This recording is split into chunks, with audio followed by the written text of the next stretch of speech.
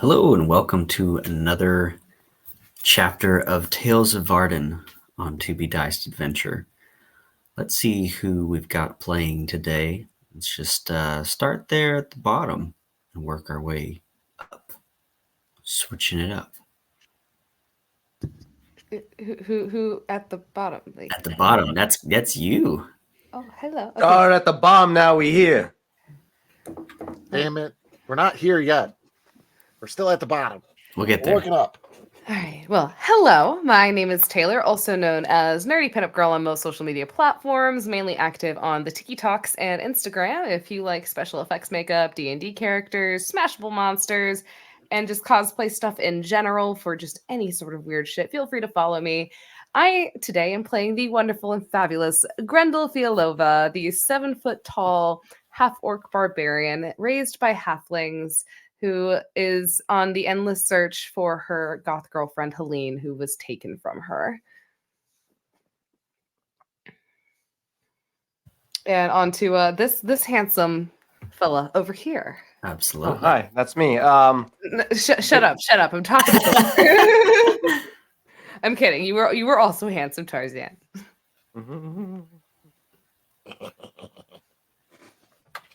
You're What you're muted. saying is great. Whatever I sassy know. response you gave. Well, I mean, it was not. It would have destroyed the internet. It would have just break it. Mm. But hi, I'm the handsomer Victor _ the Story Weaver. I am playing Toro Breightstone, the very fanciful barbarian mountain dwarf. And you're welcome. Bravo. Now it's your turn. What's crack-a-lacking? It's your boy Daddy Tarzan. Tarzan of the Daddy variety. You can catch me on all social media platforms at Daddy Tarzan 82855. Word Gang. Playing William, the pirate. That's all there is to it. Peace up, A-Town down. Hey guys, I'm Dia, also known as Diavel.cos on all social media. 2 canon cosplays coming up, stay tuned. I'm currently working on Crocodile from One Piece and Lilith from Husband Hotel. On this particular campaign, I usually play Xenia, who is our half-orc ranger.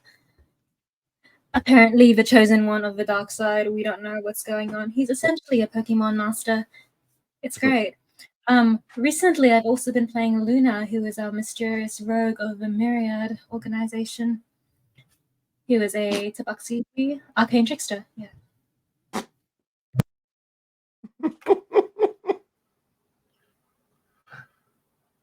Why, hello there. My name is Matt, also known as Wartime Knight out there on the interwebs. And this eve, I shall be gracing your screens under the guise of Godi Mimir's son, Goliath Wizard, and a person who definitely knows too much for their own good. Yeah. Yes. Well, I think we'll roll crits and find out what comes next on To Be Diced.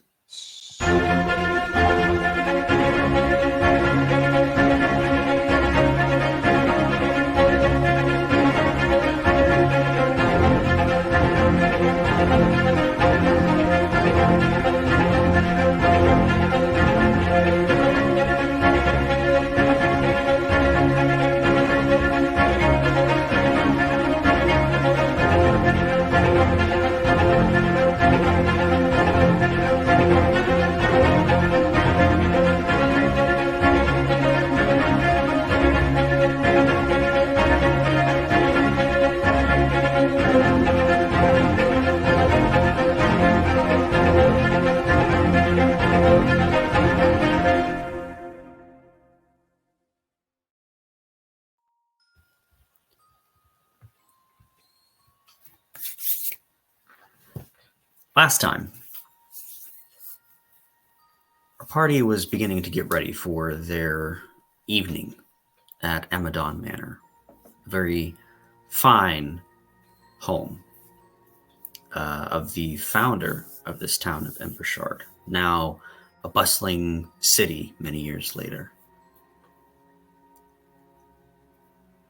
They accompanied Madame Flora to her favorite dress shop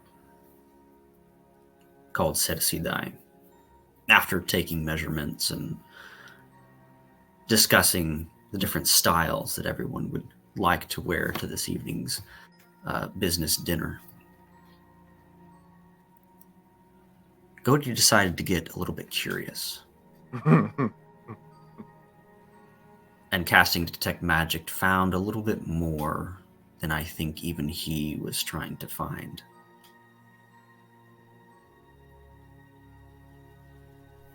After a momentary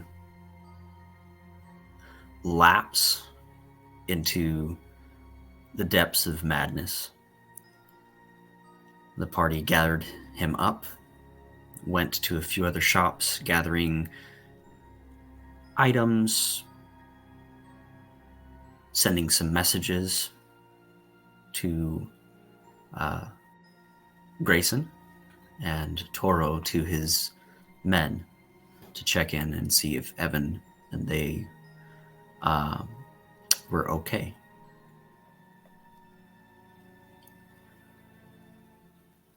They made their way to Baddock's bombastic barricade at the behest of William to find more gunpowder, more shot for whatever comes next.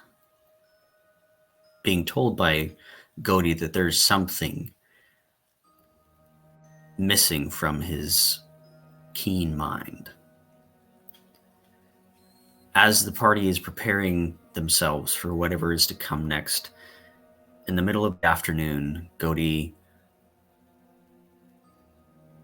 has an idea and has cast Leomund's tiny hut in which they are right now. Safe from what they have found to be a false Hydra for the time being. Toro has constructed some earplugs because a farmer on his cart gave them a sign. After they've tested a couple different theories, the hut is still up. William is trying to find the potion shop, but it's not in sight. And what is in sight is a large statue. Something else that is in sight. Xenia. Throughout the day, going through these streets, you, like many of the other people in your party, have had a sensation of someone watching you.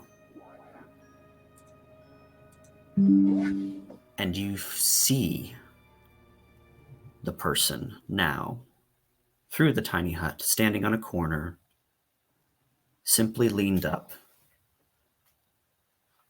against the side of the building, just watching the party inside of this dome.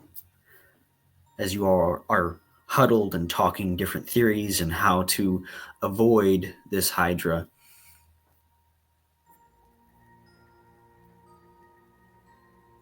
this individual goes from standing to all fours and begins to walk away, just as the illusion that I spoke of at the end of last session comes across, and everything changes back to a normal-looking Embershard. Something else, and you said Luna was on the lookout.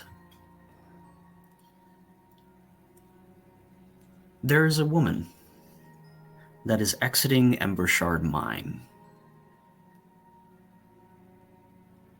A woman that looks familiar to the rest of the party, should they observe. The street is crowded, walking, and she turns and looks just scanning. A bead of sweat coming down her brow. She looks up at the statue, and once again down the street, makes eye contact. Party. A slight grin. Before she walks behind someone, but doesn't seem to appear on the other side. As the street is moving, all these people crisscrossing, and she is out of sight. Is this librarian bitch? Who was that? It was Abigail. Oh. What would you all like to do? As I said at the end of last session, the statue is acts as a sundial in this central part of the city, and it is 3 p.m. We have about 5 hours before the dinner is to be kind of on its way. There was a stone on the sundial, Mm-hmm. wasn't there? Representative. Yes, in the hand of the 60-foot statue. Yes, there is a large piece of glass that is shaped like a rough cut shard, kind of elevated in his hand like a torch. Luna holds up her gauntleted hands that has the amber shard just up to the light and sort of compares. Does it seem like it would be similar? Like another shard? The edges on it seem similar, but the shape is noticeably different. It is made out of an amber-colored glass, so the color is fairly identical as well. There is an enchantment inside of it. It is kind of like a hollow, like a glass-blown figure that is closed on both ends. But inside is a small enchantment that even in the daylight causes it to emanate a small light.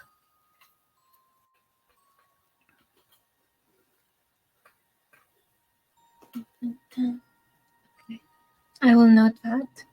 And Xenia will alert whichever party member is closest to him. He's going to tug on the sleeve. It might be Toro or Godi, I'm not too sure, and says, "There is someone else watching us." Toro can't hear shit because he has to. He still has the thing. It's in his ear. He just feels the tug and he just looks and sees you say something and it just hears a. What? There was someone else watching us. Someone else watching us, you say? Where? If you will allow it, Chris. Xenia is going to dismiss his dinosaur cat, his primal companion. And as she sort of fades into the shadows, from the same shadows comes forth Doza, his kipine. And he's going to try and send Doza shooting straight up to the sky. And if it can, try and catch the individual. Okay. Who are you looking for? The one that went onto all fours. Onto all fours. Okay, so you're looking for that description. Very well. Yes. They are about 500 feet away at this point, around a couple city blocks. To the Kaipen, it would appear to be just a stray dog. With the current illusion over the top, but it fits the description.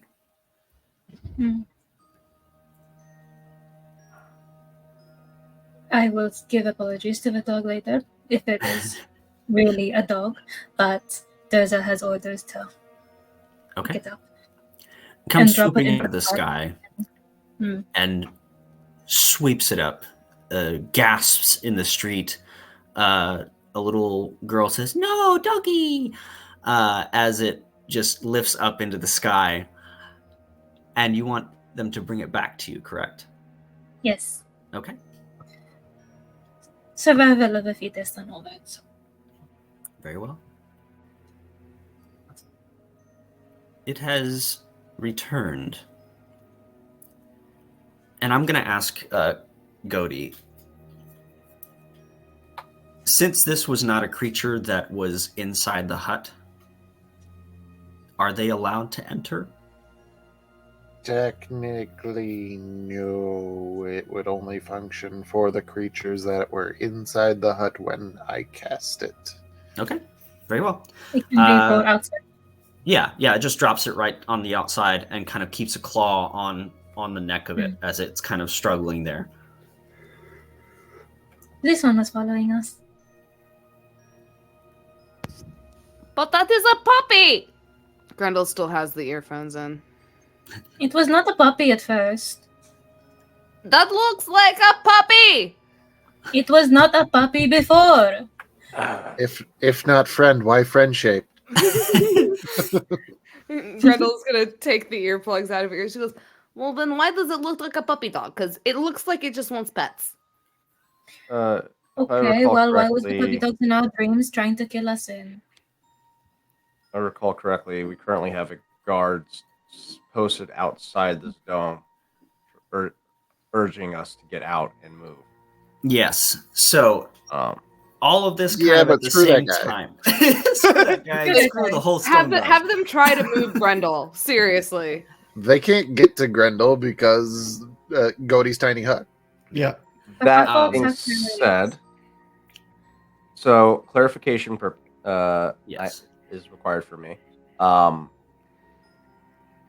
Should we step out of this dome and into the effects of this town, we just lose the knowledge of the Hydra that we spotted over the city, or do we lose all knowledge that we've gathered up until now? So how this particular creature works, you would lose all knowledge of that creature existing. However, being inside this hut, while the rest of the city changed back, you would still recall that. Because that is a different part. City of, changed. Yes. So I would retain that. Okay. All right. You retain that, but you would forget, and that's if you fail your saves. Now, Right. Based on the experimentation that was done last session, the earplugs would work. But As far as we can tell, yeah. as far as like hearing and all that stuff, like disadvantage on checks Yeah. for, because you're essentially deafening yourself to just automatically pass those saves. So there's kind of a give and take with that. Xenia, when your Kaipen brings this dog to the dome and kind of on the outside, you get kind of a shiver up your spine and a very uncomfortable sensation, kind of giving you the idea that this is the thing that you were looking for and not just a poor, harmless street dog. You almost share a connection with this creature. I don't like that. I don't like this feeling. I don't like that. Well, little pup. It's not a pup. It's one of those. It feels like one of those creatures. Like the ones that we had in the bad dreams? Yes, exactly. Right? Toro is, Yes. That's like right. Yes. See? Yes. Toro is gonna grab the pup by the ruff of the neck. He's just gonna pick it up. He's gonna look at it.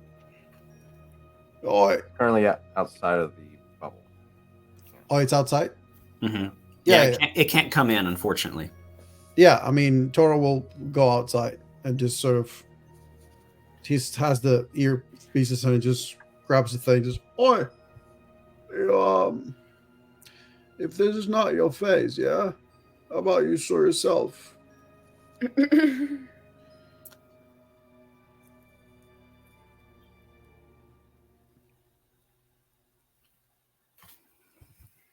He's just holding it, just staring at it, just.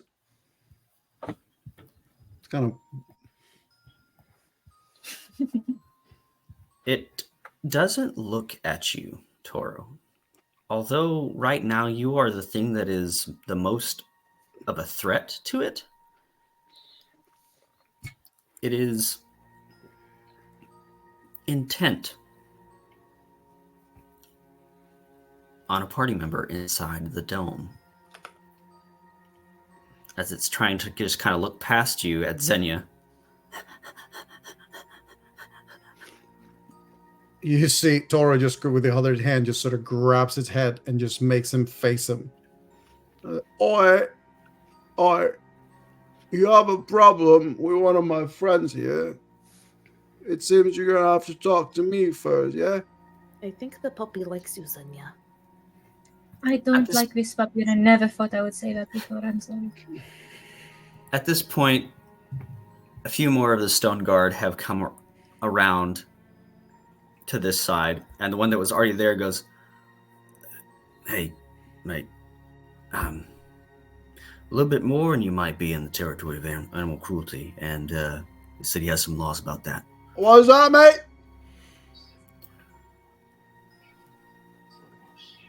Can you hear me? What? All right, we're gonna have to move. So, Okay, being yeah. said, I rolled a perception check for the guy to see if you had earplugs in. He doesn't see him. Can you hear me, old man? Luna is going to step up and say, I don't think it's worth much time. The mines have deafened this one, I think, a bit. It's not worth wasting your breath. I'll try and get them to move. Don't bother you or your men. Well, that'd be very appreciated. Finally, somebody's got some give and take around here. Sorry, man, I can't hear you, yeah? You see? We need you to move. Forget it. Move the thing now. yeah, we're gonna have to move. Cody. He is being a meanie pounce. This It will won't be be what? here until I leave the hut or until 8 hours have passed. So we're going to have to move, but You're I'll you're also outside the say- hut, Toro, correct? Yes, I am, and I'm going to And say you're- that Toro is going to be taking his time all since the moment that he picked up this thing to cast Speak with Animals. Takes 10 minutes though, so it may come to it, it may not come to it, but in the meantime. As you're talking to it and moving its head to look at you, you feel a very familiar sensation.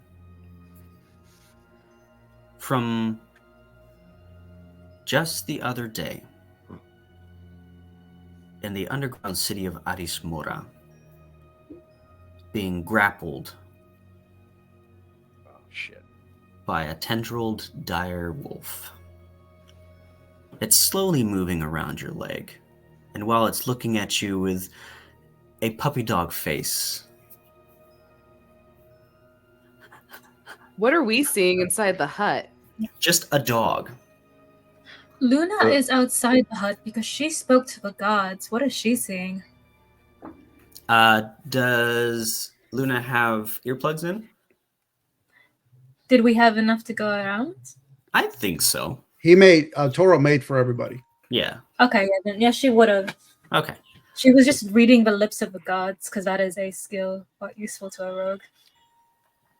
Smash. You Observing. are seeing this skinny mutt being lofted by Toro Braidstone as he's trying to get information out of it. Same thing as everybody else. You could make an insight check, possibly. Chris, are you saying that Toro is actively at present right now feeling a tentacle like the ones from Aris Mora while he's holding this thing? Yes. 12. One around your arm, one around your leg, one around your waist. I don't see it. I You feel don't it. see it, you feel it.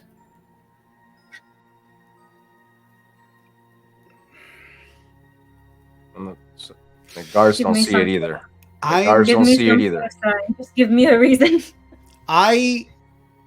considering the fact of Xenia already talking about the pup, saying that it's not something that they trust, having the pup in his hand, and then feeling that thing and the pup now looking at him, Toro is going to be looking at it. You're a troublemaker, aren't you? As he's entering rage. Just with that. It's just looking at it.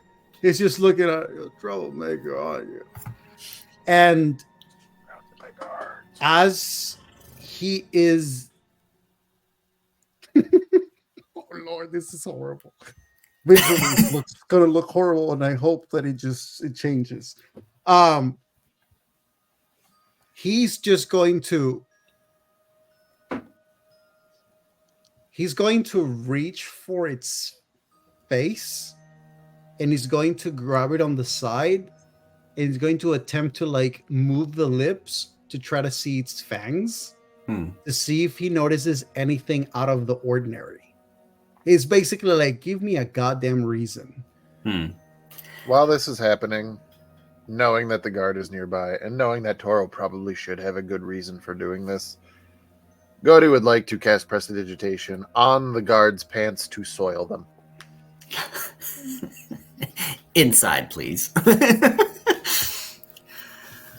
Icon, legend. I will say, if the guards are kind of getting aggressive, Grendel will also kind of position herself. Or if the guard is getting aggressive. There's more than one There's now. a couple more now that have kind of come closer, but they're not right on top of you. As you do this, Godi, in the meantime, to get this guard off of basically Toro that is trying to investigate this thing a little bit more. Guard kind of... Oh, shit. Again. Not again. He goes over to the other two guards and is like, hey, I need, I'll be right back. I don't know what I had for lunch, but it's not good. Again? Seriously? You did this last week. I know. You can't keep shitting your pants and get out of work, Jerry. Oh, no, Jerry, no. Oh, God. We have a code boom boom, you guys. Oh, no, Jerry. I'm sorry, Jerry.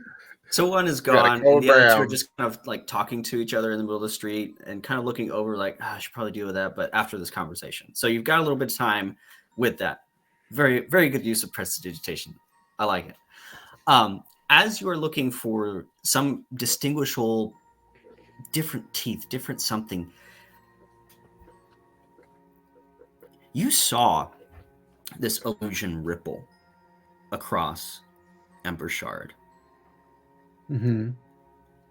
If this is an illusion,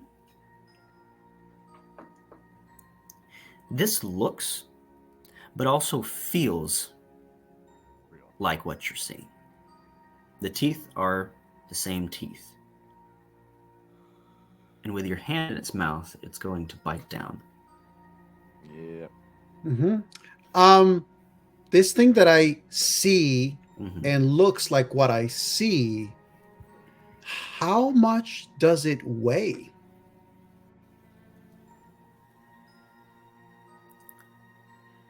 It weighs more than what it looks like. That's all I needed to hear. Thank you very much. I mean, it's welcome to go for the bite. Okay. That is a 24 to hit. 24 hits, yeah. That is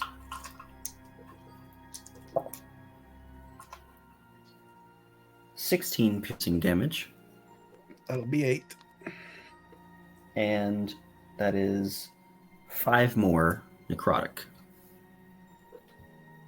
And now, between the tendril wrapping around your legs and the bite, how it feels, these are the same creatures that you fought before teleporting here from Addis Mora.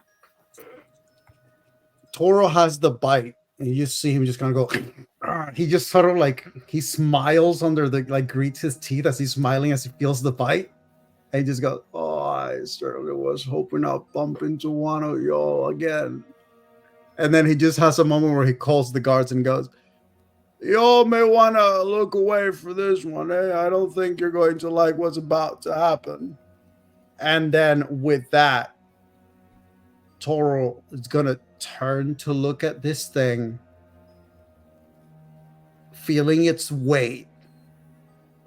And then, as very signature of him, he's going to attempt to headbutt it. Okay. Ready. Let's get the rest of the crew back to the tavern. I'm gonna take care of some things. I'll see you. It appears we're going to have a lot of things to take care of. Grendel, come. I'm coming, Goldie. So these earplugs, what are they supposed to do again? Because I can't hear without them. Or I can't Just hear look- with them. Just get to the tavern and with them in, and then take them out. The 22 to hit. Safe. Does hit, yes. Oh, okay. And Grendel's gonna put them in, and she goes, "All right, I am ready to go." That's William, going to be 7 points. What's Toro doing to the? Oh my God! Grendel, come. This is not for you.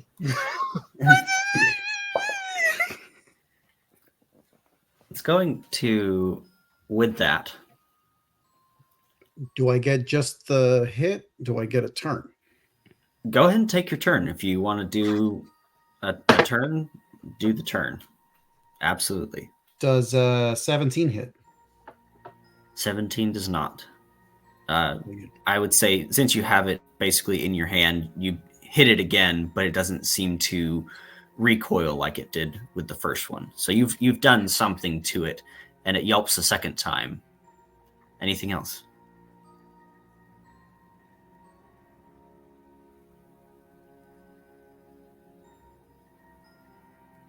No, not for now. He's just gonna be doing it that hit, and then that second hit, and he goes, "All right, come on, show your face."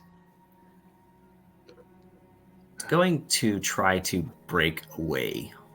You feel the Okay. tendrils unwrap and begin to push against you. They can try. Does a 22 work? Are we doing like an athletics contested? Yeah, Okay. basically, at this point. Sir, that is going to be a no for you. That is a total of 23. Delicious. Okay. So as this thing is pushing away and he's trying to push, you just see Toro just keep the hold of it. It's like, oh, no. It's you and me now, eh? It's just kind of breathing heavily and side-eyeing you with the whites of its eye kind of showing at this point. Guards finish up their conversation and go, "Hey, put the rabbit mutt down." Jar can hear him. They begin to make their way over. Yeah. William's gonna put in the plugs. Start making his way out of the hut towards the last known direction that what's his name? Baddock went. Okay. After telling the party to meet back at the tavern, he's gonna take care of that And then pats Toro on the shoulder. Do what you do best. All right. Don't fuck it up. I'll see you later. Yeah. Bye. Oh, save me some ale. As I the always guards are have coming plenty of ale. closer- Do not worry. As the guards are coming closer, realizing we're not going to back off, Luna is going to cast Minor Illusion to make it sound as if a scream is coming from like around maybe 30 feet away, followed by a woman's voice shouting thief. Very well. Nash. They begin to approach and go, "Excuse me, sir, might we help you with that rabid dog?" And your illusion perks towards that. It's like, rabid dog or thief. Let's go, come on. And two of the stone guard begin to make their way off in a different direction. Works every time. Bottom some time. Look at that. Toro, Yeah. what'd you like to do? He sees he didn't even notice, didn't hear the shouts, the scream, thief, nothing. He's like his ear are plugged. He's just holding this thing, trying to get away from him. Looks at Luna, looks at the group, and he goes, "Oh, you guys go ahead, mates. I obviously, you can see I have a date. Yeah. So how about we continue this game?" And then he's going to just grab this thing and attempt to just slam it on the ground. Okay. I'll roll it as an attack, I suppose. I'd say you just do it. Go for it. Sure. Still 25 to hit. Yeah, 1,000,000. Excellent.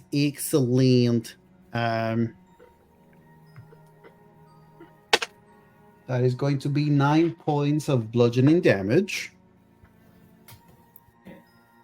You hear a rib crack. And after it had tried to kind of let go and push off, one of the tendrils kind of wrapped back around an ankle. You feel that one kind of loosen a little bit as you smash this thing into the ground. And people around you are starting to turn and gasp and whisper, and mothers are like covering the eyes of their children as you're slamming this poor, to them, what it appears to be, this poor street dog into the ground. Toro's reputation is questionable from here on out throughout the town.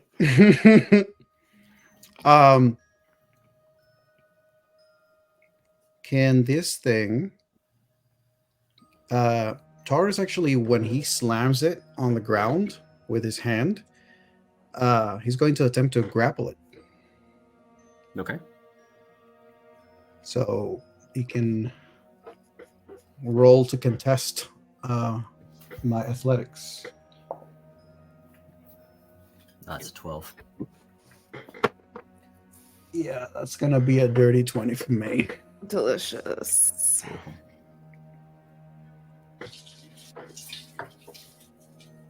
So this thing is grappled.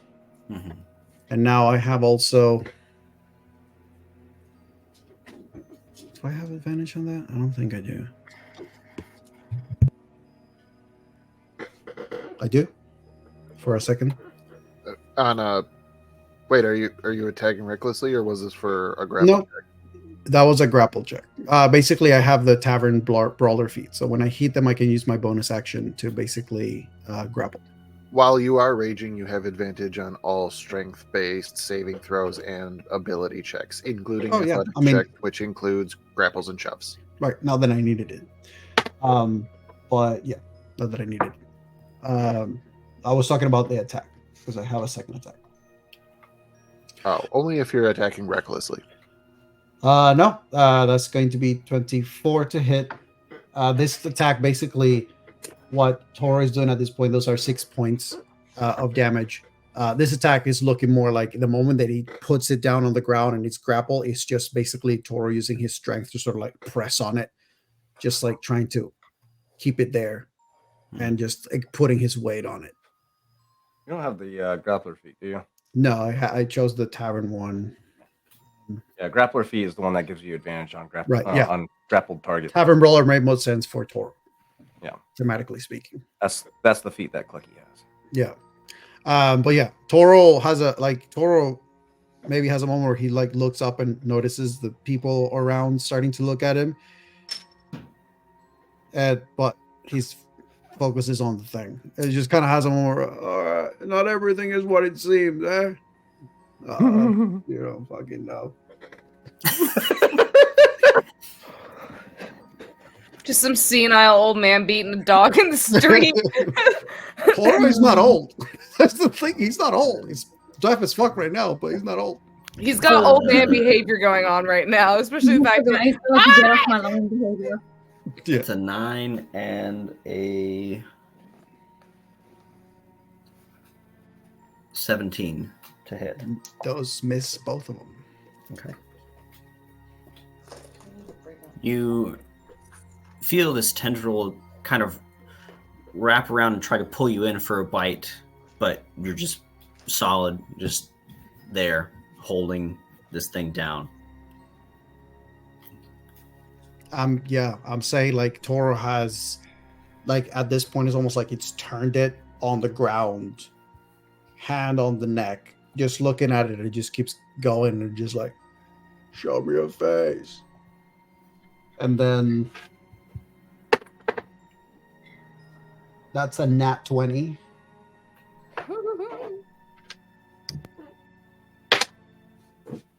Just,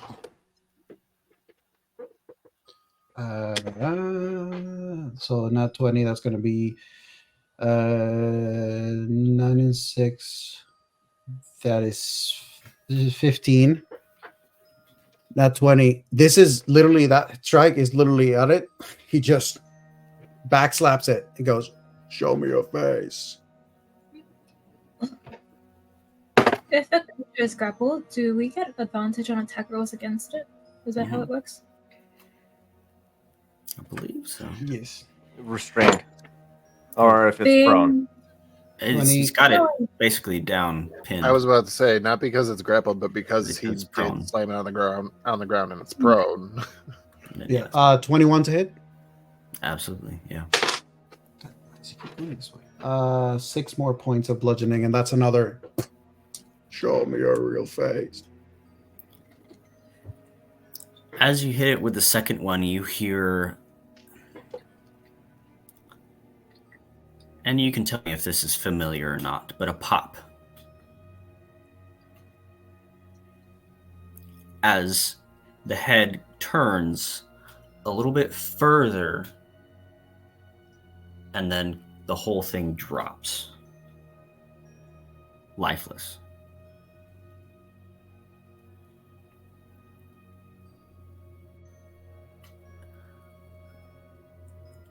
A small half-elf girl around the age of 12 kind of stands there and looks at you and looks at it, goes, so what did it do to you?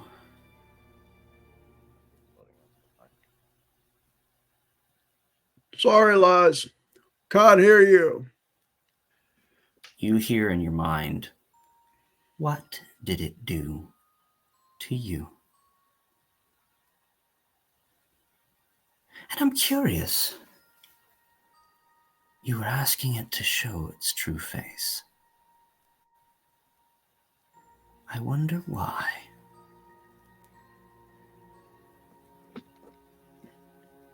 Do you send it? No. But I know who did.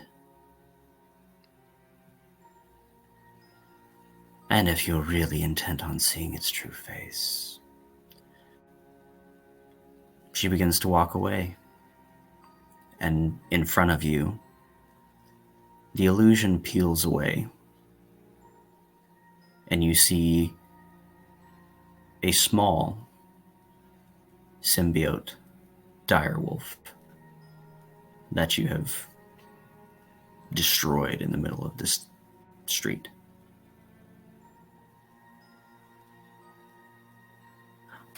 And you hear in your mind again, I'm curious to see what you'll do next. Toro lets go. Looks at the direwolf symbiote thing. Looks at the little girl. All right. What's all this, huh?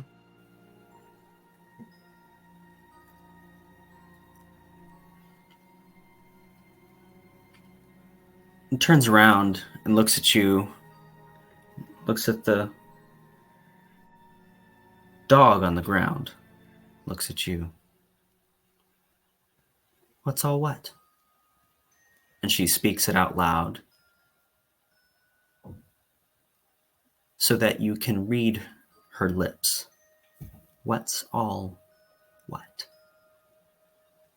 And if you were to look down at the werewolf again, it's just a street mutt.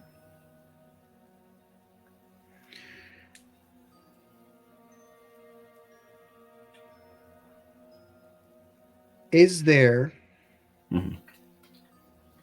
a couple of like barrels and maybe some planks of wood anywhere in the vicinity? Yeah, you guys have just left Badek's bombastic barricade, so there's some stuff out there. Yeah. Cool. So as the girl says that, I look down at the little mutt. I look at her and the people around, and I, all right. So be it. He grabs the pup again, goes to one barrel, grabs it, pulls it to one side, puts it on the middle of the street, around in front of everybody. Goes, grabs another barrel very effortlessly, goes to another, puts the barrel down, puts it at a distance. They put like parallel to each other at a distance. Goes, reaches for like the side of one of the huts, has like a few planks of wood, and then he just grabs that and then puts the plank on top of the two barrels, and looking at the group, raises the pup above the plank and says, "Any of you ever seen a little pup this size that weighs this much?" And then he just lets it drop in the middle of the plank to let it show that the weight of the pup is actually heavy enough that the plank will break into. Smash. You do so, and people kind of look around and go, that seems a little odd, doesn't it? Yeah, it's And then you see him look at the girl and he goes, "What's all this?" She meets your All that in a gaze. bag of potato chips. And a She dead meets your pup in gaze. planks. And as people kind of crowd around to begin to ask questions like, what was all that about? Someone passes in front of her. And she is gone. But seconds before, she just kind of smiles and she goes,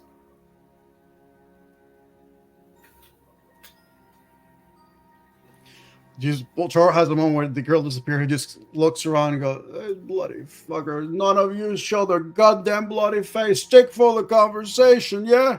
Finish the goddamn thing."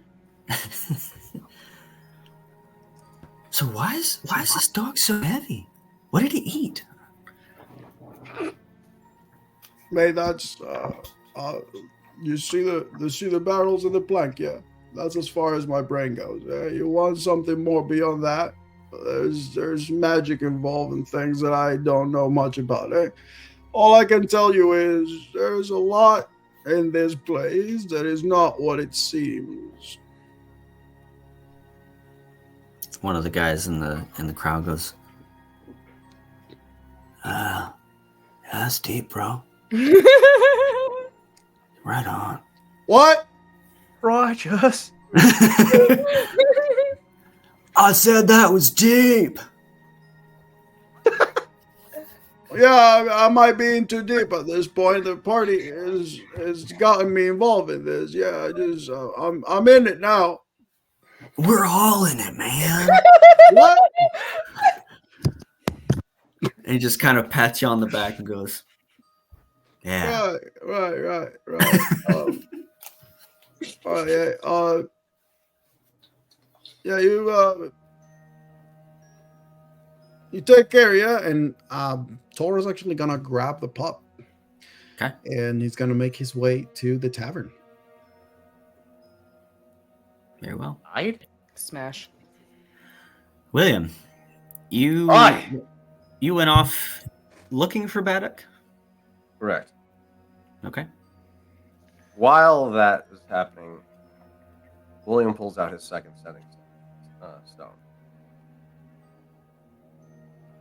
Sends another message. This is just going to be a one-sided message this time. It's not going to maintain it long enough to hold a conversation. It's just a verbal warning. He's sending it to Grayson.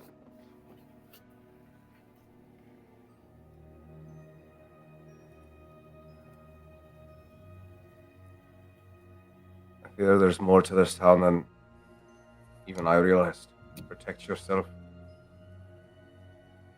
Don't listen to the song.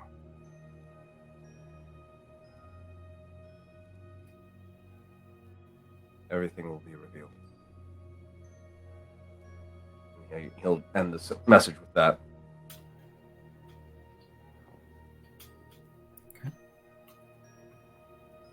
After that, that's when he'll quicken his pace, make up for lost ground, and try and track down Baddock. Okay. Make a perception check for me.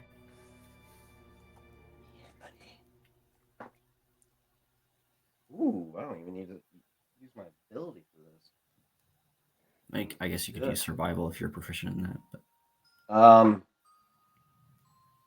if you're proficient in both survival and perception, you could probably do it at advantage. I'm only proficient in perception. Okay. It's a 30, or it's a natural 23. Okay.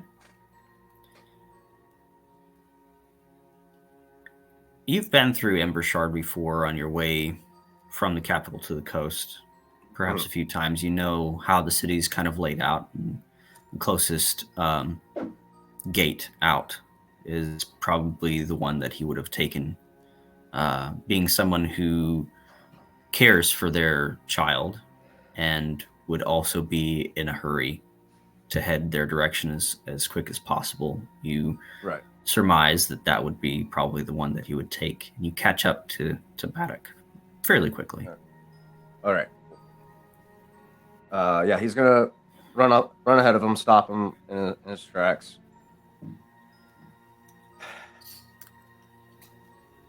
Look, I And he told you, takes out the earplug. it's closed.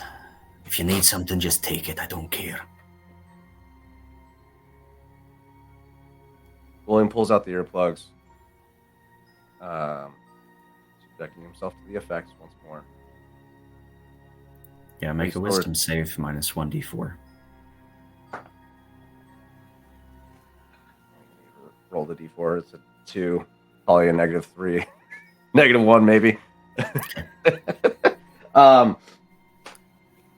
Yeah. So he still recalls the conversation he had with Baddock and everything. Okay. Yeah. Look, sir, I understand as a father what you are going through, but what lies there ahead of you is way beyond something you'll prepare for. I will help you. I will track down your daughter. I'll bring her to you when I make my way back over there. It is in your best interest to stay here so that you can, if she is, God forbid, passed on, you can see to it that she's properly buried.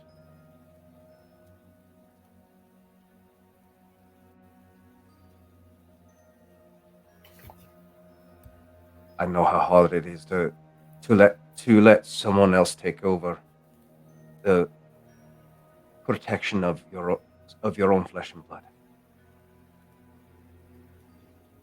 I've had to do that myself. It's not easy. But I am more capable of doing this for you. So what do you suggest then that I do here? Simply sit in my shop and worry the whole time? I'm not a man of sitting, I'm a man of action. I understand that. So unless you have something better for me to do than to go looking for Margaret, I suggest you stand aside.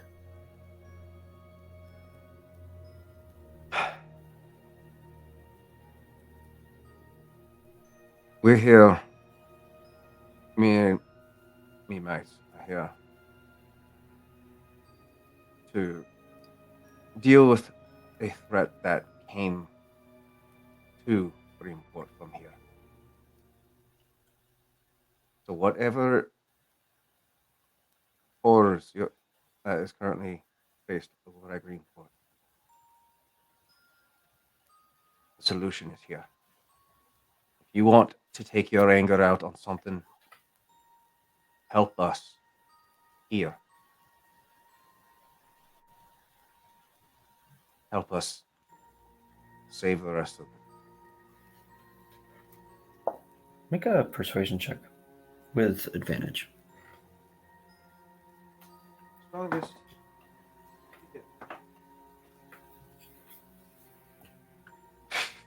17.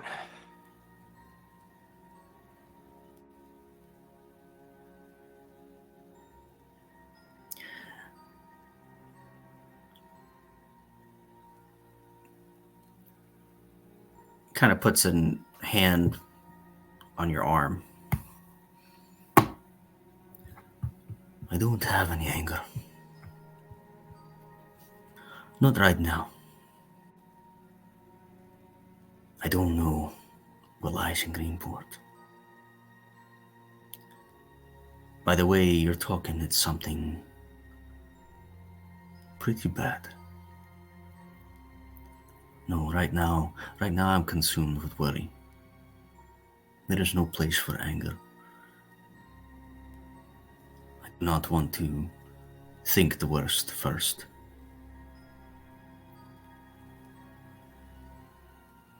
In my years of being alive, it is better to be patient, collect all the facts. And that's what I'm going to do in Greenport. Now, should there be action that requires anger after that, you'll have every speck of black powder I have. So can you tell me for sure, is my Margaret alive? Or is she in the ruins of this city that you're talking about?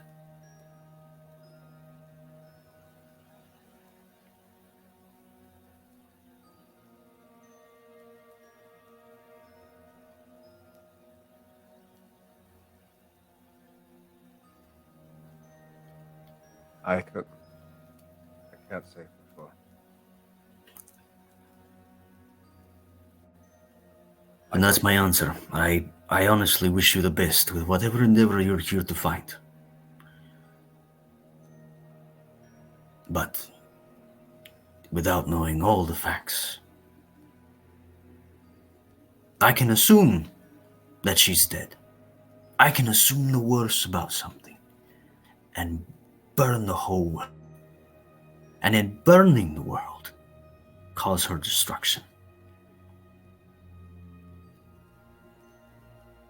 Or I can find out exactly what needs done and do it. So forgive me.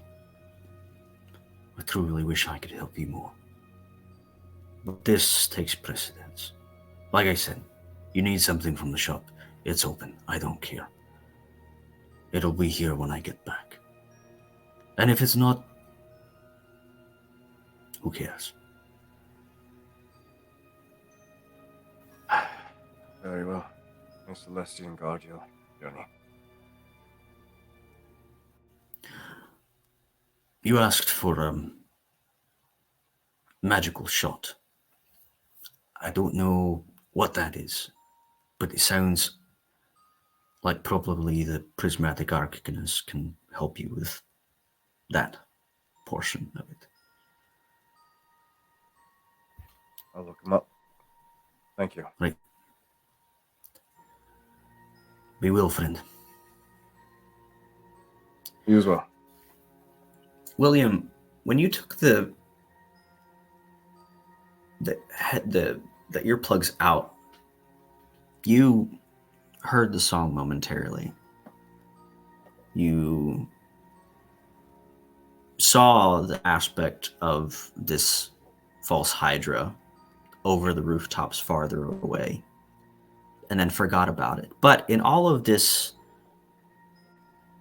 situation, the city itself didn't change back to a gloom ember shard. It stayed the bright, sunny disposition. Mhm. And you remember that. You don't remember the Hydra being there or it even existing. I do remember. But everything else, Oh. yeah. All right. William tried his best to... He's going to make his way back to the tavern for now.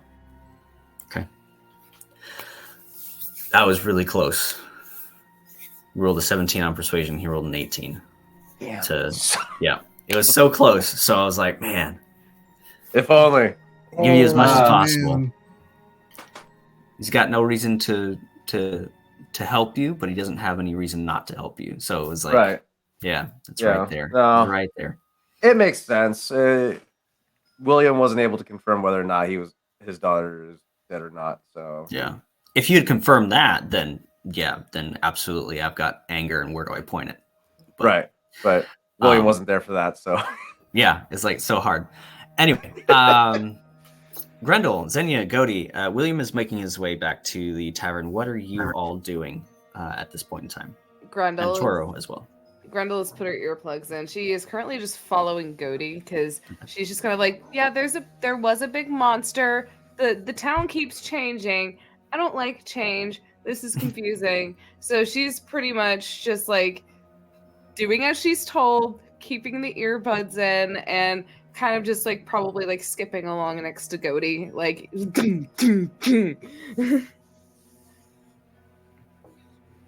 Just beelining it straight to the tavern.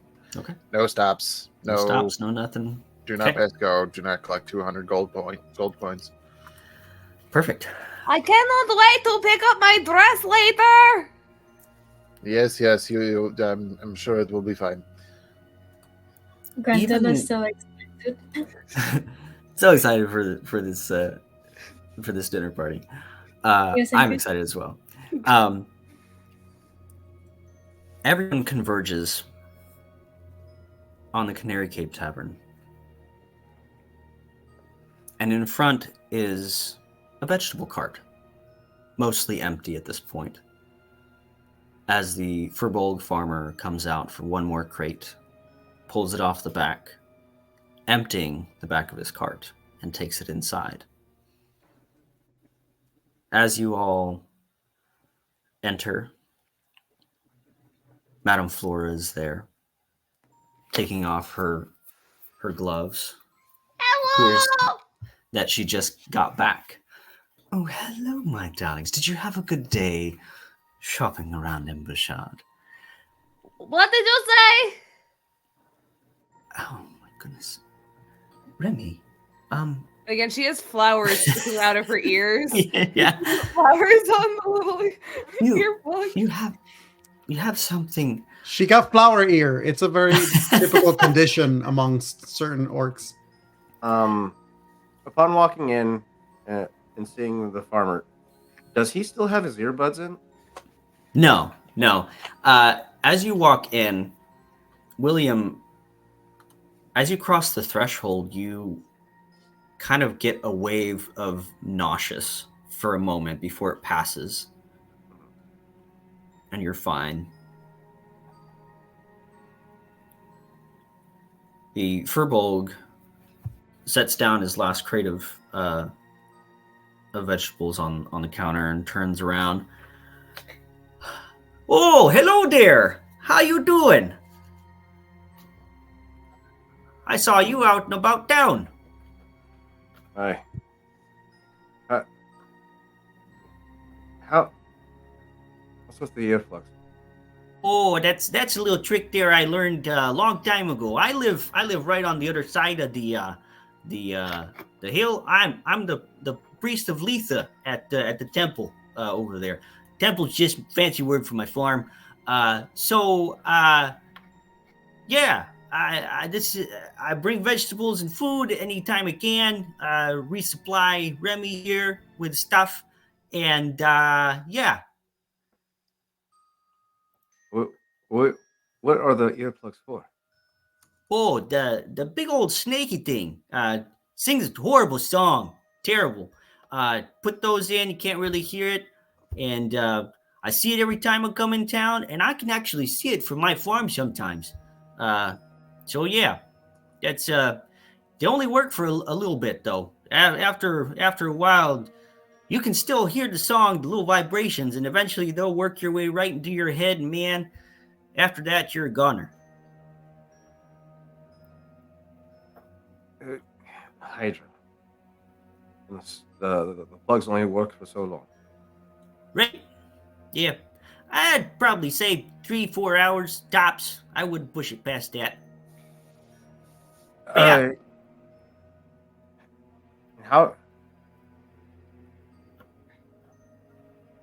is it no one else sees this Hydra you speak?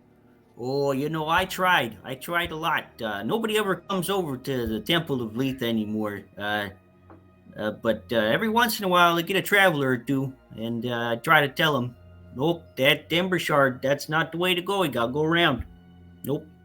I actually started trying to cast remove curses and help people here in town, and they wouldn't listen. And honestly, as soon as it works, they get really scared, and I don't know what I need to do to calm them down. Because I mean, right. you either leave them in, All right, hold that the thought. illusion there, or.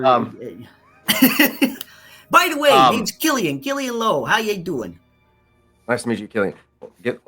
And he holds up his finger as he's trying to recall. Does he recall still that Grendel and Godi have afflictions? Yes. Toro, as you cross the threshold, dragging this mutt. If I may. Yes, if go I ahead. may. Toro probably is the last one to arrive. And as he arrives and he sees this conversation happening with William and the farmer that pointed at the ears thing, he has a moment where he considers for a second, and he just approaches them and just taps them, like, "Oh, what do you see?" And he just like raises the pup in front of the Filborg's face just to see what he says. You raise this thing. You see it. The Furbolg sees it. Everybody sees it. It's a nasty tentacled symbiote direwolf. As you cross the threshold in here, the illusion pulled away, and you hold this thing up. Oh yeah, you got one of them biters there. Oh, those are pretty bad. I haven't had any of those in my farm. Yeah, I cast go on get on those ones. Yeah, Go on get. This thing came from fucking Fletcher's home run. It's fucking Terry's cousin. Yeah, I'm gonna die. You might know my cousin. He's Terry Lowe. Yeah, he's a pretty good guy. Oh my fucking god! Oh my god! I need this spell in my life. What is I need to. I'm turning Toro into a spellcaster just so I can learn this spell. Go on, get. Go on get. It's a reskinning of the spell fear. Pretty much. Oh my god! It's amazing. That's amazing. Oh my god! Oh, That all right. That being said, I'm Remove gonna curse. say that Does- after. Sorry, when he hears that and he actually notices the thing is like back to normal look. He goes, all right, oi, Remy, you ever see one of these? And he just drops the thing in the middle of the fucking tavern. Remy kind of comes around the stairs a little bit. Takes Yeah, off see one the of earpieces. Yeah, see one of oh hells. Now, I don't know which one of you brought that in here, but you get it the fuck out of here right now. And I need to see You all see of Toro you. just have a moment where he just points at Gory like, But Toro, you were the one who was headbutting no, it. don't flower. There's no need to get into details. It's not important. Toro, my papa said it is not nice to lie. That's why I'm not saying anything. But you're think- pointing at Goldie. I was stretching my As- finger. It's just the As button. these two are You arguing, need to be careful because that can mistake a lot of things. We do not want to get Goldie in trouble for no reason, especially when it comes to you're the one who brought in the stray puppy. All right. I brought the thing. Yeah, it was right outside. I was looking at Senya weird, and then when I picked it up, it was trying to. His tentacles was trying to grab me. Yeah, we saw a few of these before where we came from the mountains. It happens to I had a conversation with it. It didn't go too well. It's a long story. Mike, you said you've casted remove curse before. Oh yeah, plenty of times. I usually do rituals up at the temple. Yeah, it's a lot easier there, but I can do a few throughout the day. Maybe Does it- sometimes. Does it help people that have blackening around their appendages? Oh sure. Yep, whole heck of a lot. Now, if they get Randall! past a certain point, they're not so great. But yeah. Grendel, get over here. Xenia, both of you. Grendel like As scoops you- over and she goes, oh, well, can I currently see the infection on my fingies? Mhm. Grendel kind of goes, what is it, William? All right. Kirian, need your help. My lovely friend here. Oh, okay. Hello, my name is Grendel. And the rest of my crew, Xenia, and correct me if I'm wrong, didn't Godi also have some blackening around the fingers? No, it was just Xenia and Grendel. Okay. Just sending Randall. Yeah. Yeah, he'll point over to the two. I need these two of me mates helped. They Oh, have cool. the affliction. Right. If you were having to give medicine, make sure you give it to Xenia first, because Xenia has it all the way up to their elbows, and it makes me very worried. as you Okay. mentioned Xenia, he's actually not standing beside you. While you and Toro were arguing, Xenia, who was already insightful at the best of times, paranoid at the worst, has picked up the creature, has walked towards the exit, thrown it into the air, and just said, Durza, dinner. From shadows to shadows, getting rid of that thing. He already knows what it is. There's no reason to keep it around any longer, but it's disturbing others. Right. And he is going to go back into the tavern, sit down beside Grendel, take out a cherry wood pipe, pick up some pipe weed, ask Thaumaturge to get one of those to spark a flame, and take a deep pull. Because Oh, he hates that's- all of That's actually how I do most of my remove curse rituals. Oh yeah, you got the right. And he takes a pipe out as well. Let's get started then. Oh, my papa has No, something s- like that. You He see always Barrow. has You very see Barrow strong just. smelling grass. As Dinya exhales, the smoke curls up into a serpentine worm that dissipates into the air. Feeling left out, Grendel's gonna take a flower and put it in her mouth. Oh yeah, you're getting the idea. I think you need to do a pull from this window. I'll That's get what it she started said. for you. All right. With that, William will place a hand on both Grendel and Xenia's shoulders.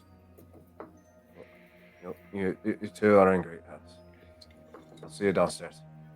And he goes back downstairs to the bar, starts drinking. Now that he knows that two people in his crew are being taken care of. please make sure you help with Xenia first, because if you see, I just look like I got a manicure, but Xenia, it looks like they've been playing in paint. Submerged in paint, I suppose. Well, Yeah, my interesting. arms usually look like that when I used to play with finger painting, but Mhm. So what do I do? What are we doing? Oh, we just need to sit here for a little bit longer. That's all. Hmm. That's a good thing I left the fucking area. Yeah. As a few minutes go by, the black on your fingers, Grendel, goes away. oh, look! I feel so much better now. And she's gonna turn to Xenia and be like, "What about you, Xenia? Are you feeling okay?" As you look over, for Xenia, it reduces significantly. Mhm. And Killian kind of sits there for a moment, goes,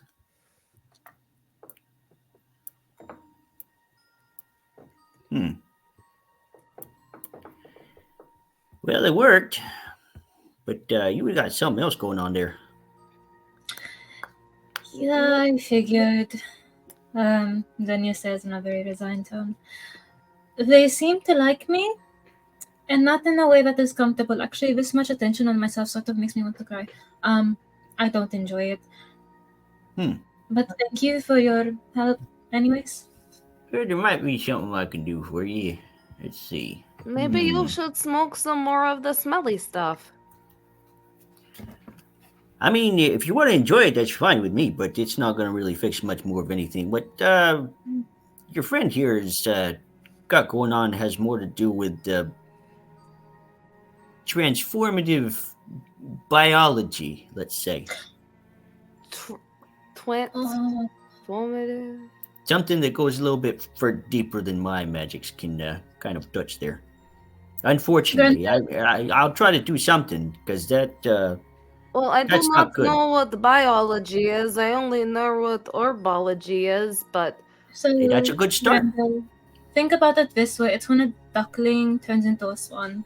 It's that kind of thing, except it's like magically forced upon me, and I don't really much fancy becoming a swan because all swans it's look like they're forcing you to turn into a butterfly? not so pretty. A moth. Toro is literally just like smoking, looking back and forth between these people, not fully understanding this conversation, just sort of like smoking and nodding, like. So, are you saying that they changed like you as like your body?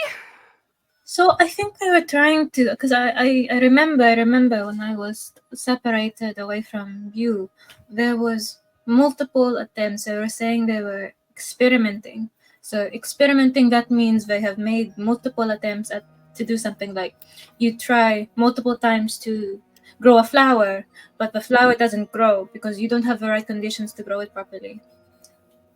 Apparently I was not the right condition, or the ones before me were not. So they hurt you in order to grow a flower? Sure. Look, I like flowers a lot, but I don't like it when people hurt my friends. So we're going to have to we're going to have to take care of that.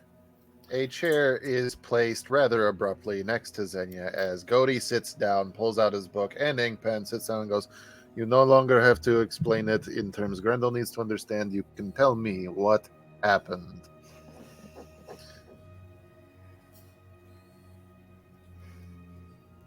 Are you talking to Grendel or are you talking to Xenia?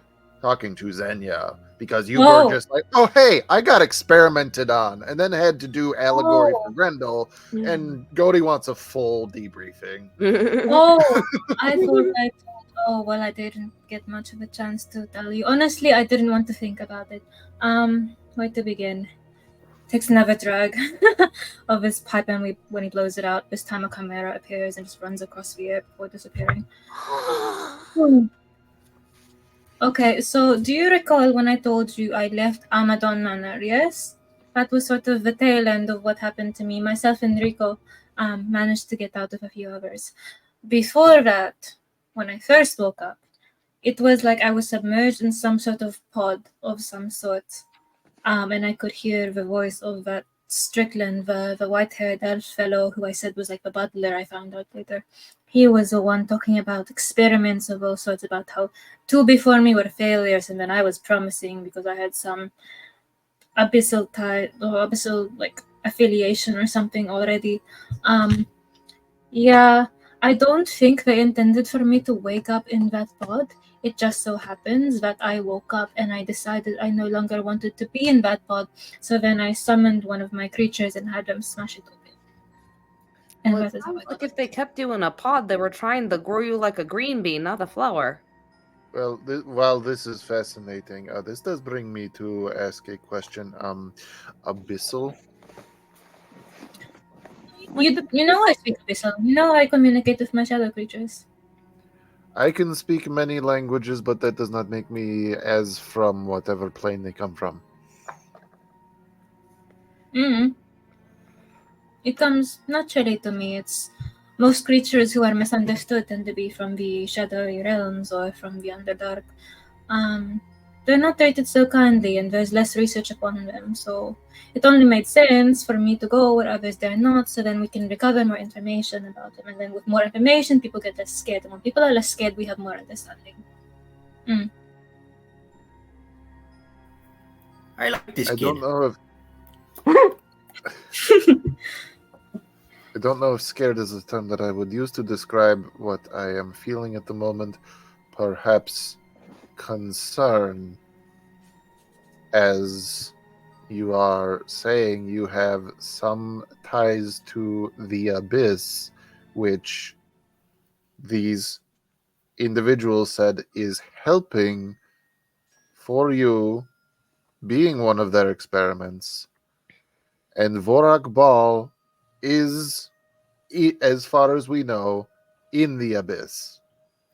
Mr. Balls. Xenia, I'm Right. going to need you to either, not saying that you are lying, but if you are, be more truthful, or if you are speaking truths, do your best to remember how or why or under what circumstances you have some sort of ties to the abyss. Have you talked to Helene? No. It has always just been the nature of my magic, I suppose. Where did you learn your magic? In the mountains, back home. Yeah. Is there Then you're thinking, person? Dia is also thinking. No, in the mountains back home, there is a lot more wilderness, and in the wilds, there is much undiscovered, and when there is much undiscovered, monsters tend to thrive. What mountains are you referring to? Chris, what is the equivalent to the spine of the world in this sense? Let's see. Let me get the map here. Get the map. The map. I'm the map. I'm the map. I'm the map. I'm the map. Toro just has a moment where all of this conversation is happening. He goes, I'm the all man. right, I need more help. I just, Come join. Come join. yeah, he's like, I don't, this is, you are, just stands up, just with his pipe, just walks There to go to are the bar. there are two very large mountain ranges. One is the Iron Hills, which run from the tip of Dragonspire all the way down to Moonshiver Cliffs. The other is the Broken Spine Caldera, which is very far north and runs from the eastern continent pretty much all the way to the western, with very broken ranges in between, with like miles and miles of water between each mountain peak. It's kind of submerged and sunken with these sharp spines coming out.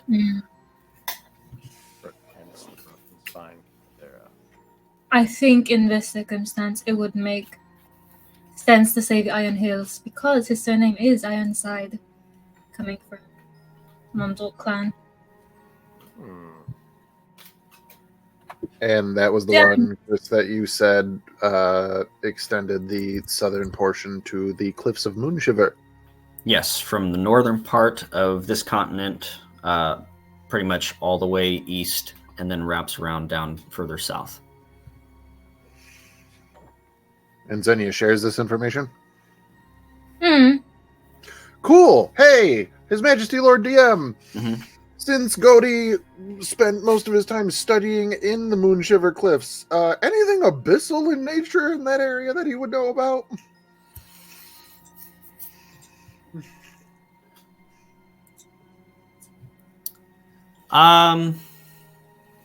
Let's see.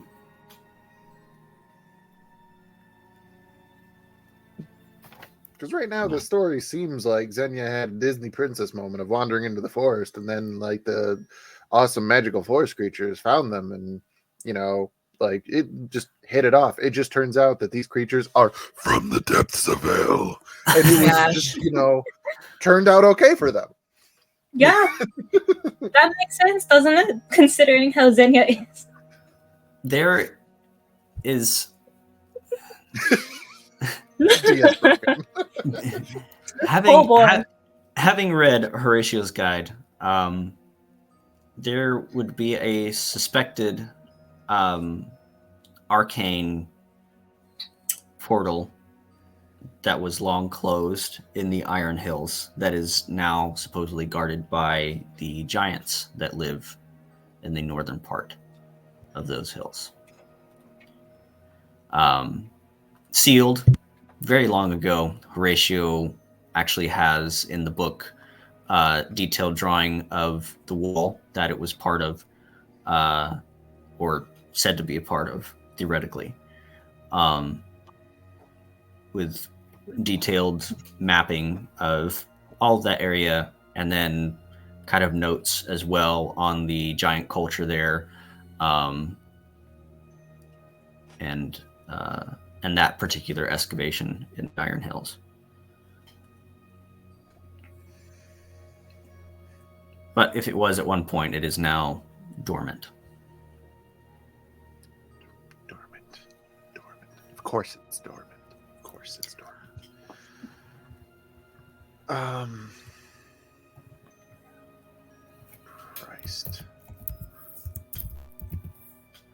Christ on the cross. There is no god, only Zool.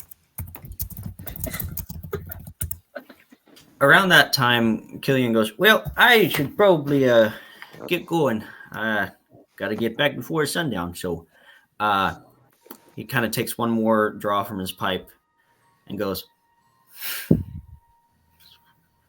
draws a rune in the air with the smoke as it turns around. This might help a little bit.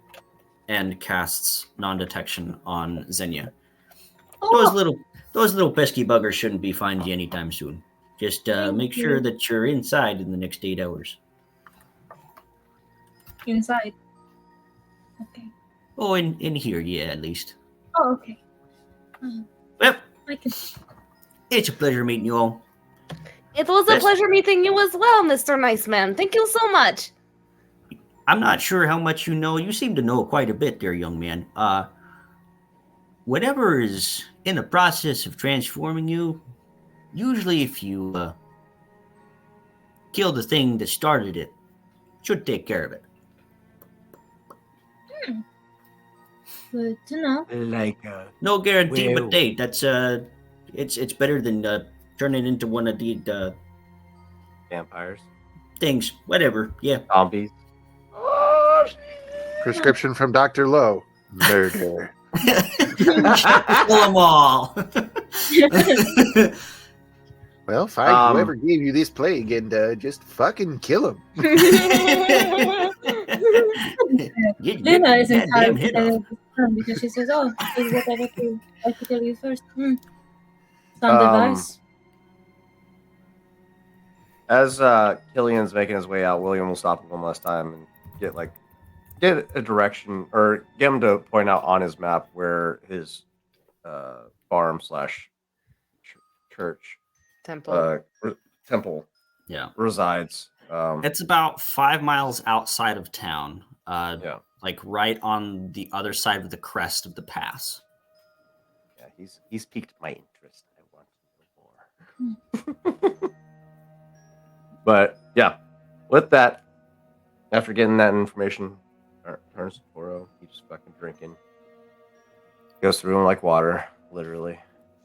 Mm. Grundle, I Is- think, will take the time, sit down at the bar. She'll also grab a nail and she'll be like, I am so excited for the dinner party tonight. And she's going to kind of stomp her little feet, or her feet on the ground and just happy dance. Is Remy about? Yes. He's Um, actually a little bit concerned and wants to talk to you all. Because you Makes brought sense. a big old tentacled puppy into his establishment, and he Yeah. did not like it. Toro, Mm. Toro probably after like asking for a nail or something, just go, oh Remy, you seen the creature with all the heads in the sky thing, yeah? Yeah, I think it's something we need to discuss. Probably not in mixed company. As he's looking around, there's a few patrons in here, as it is now starting to be close to the end of day. Right. Or don't you know the meaning of discretion? You gotta, Yeah. not the best. As far as we I- know, mate, there's never been a more discreet town than this one, considering that people are forgetting things whenever they go outside. Remy, can we go to your office? Yeah, I think it's about time. Can I have another bottle? And he reaches over, grabs a whiskey bottle, places 2 more gold on the bar top. Grendel orders a fresh ale and she takes her giant thing of Fialo of ale up with her. All right, let's make our way up. We Holding it have like a sippy cup. Shit to talk about. Before retiring, Godi will stand, grab his things, and then stop kind of like by the table near Xenia and just go, well, this Mr. Lowe has given you a solution for the next 8 hours. I do believe that a more permanent solution involves me returning something of yours. And he returns your amulet of proof against detection of location. I hope it serves you well in the time being. I would never ask for a gift back, but for the safety of us all, I suppose. Aww. It has served me well, and I do believe that it is past my use, and that is beside the point when your particular situation is very sensitive, we shall say. Thank you, All Goldie. right, everybody, round up. It's time. We have important business to discuss. We are not cattle, but we can go in the room.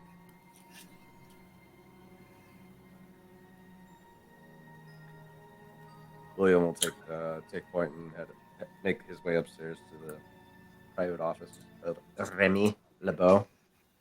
Remy. Grundle's gonna walk inside. She's gonna sit down. She's gonna just take a sip and just kind of kicking her legs. She's just again excited for the dinner party tonight. That is literally all that she was thinking about.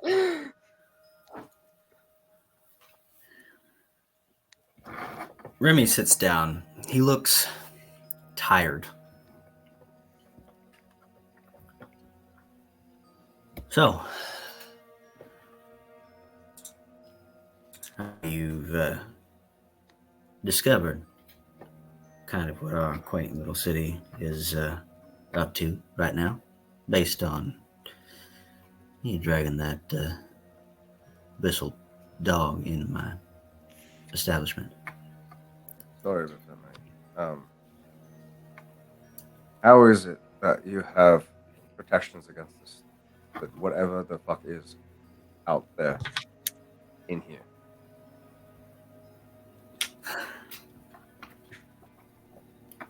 Why didn't you warn us before we stepped out? Most travelers come in, don't remember, and leave. Most people don't really put that much effort into remembering. Honestly, I run a business that a lot of people come here and drink and forget on purpose. So the luxury of forgetting, most people just accept.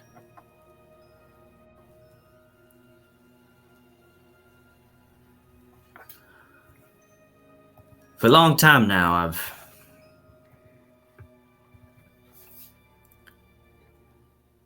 I felt isolated.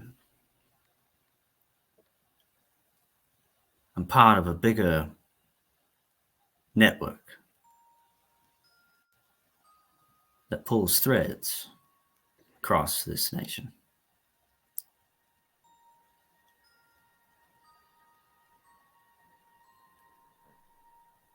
I was told recently that I'm not alone, which was a relief. But at the same time, I wasn't sure in what form that company would come. And it seems that I found it.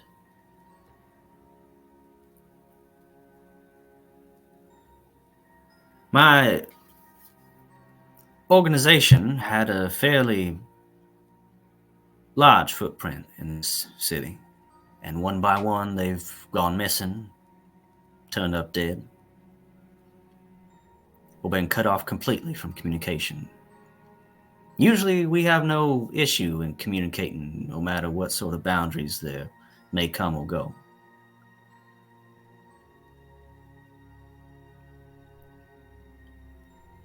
But there's somebody that's picking us off. They know who we are, and they're careful about it. He slides the invitations forward. Where you're going tonight, there's going to be some people.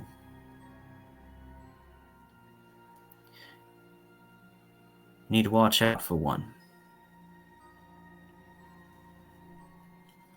Her name's Aldora.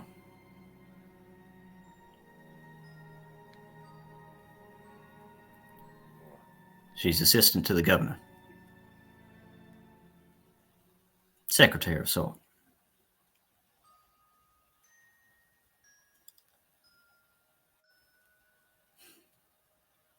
I mean, what organization are you a part of? Just so we have a understanding.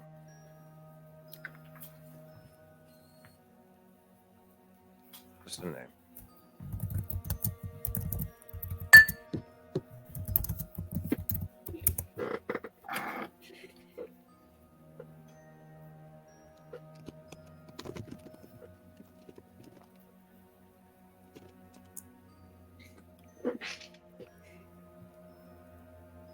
I'm the last contact here in Bashad of the Silk Thread.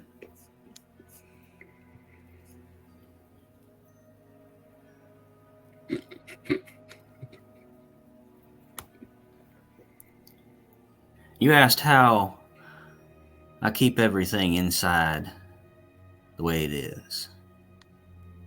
I've put all of my resources into it. And I realized that everything was getting cut off. And I went outside and I figured it out. Too late, though. And ever since then, I've stayed cooped up in here like a coward. Now,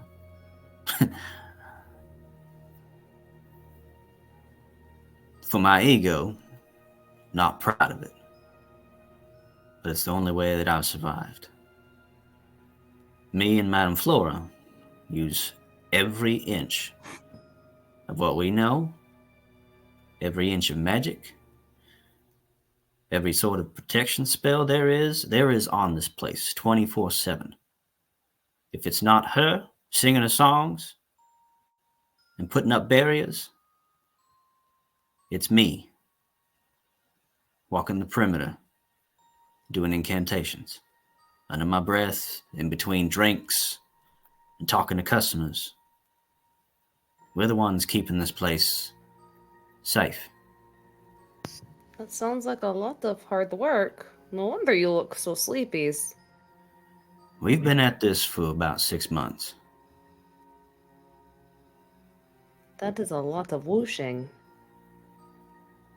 And this problem has been here throughout the entirety of these 6 months. Oh, that's when Hydra. we started. It was there before, and I didn't catch it in time.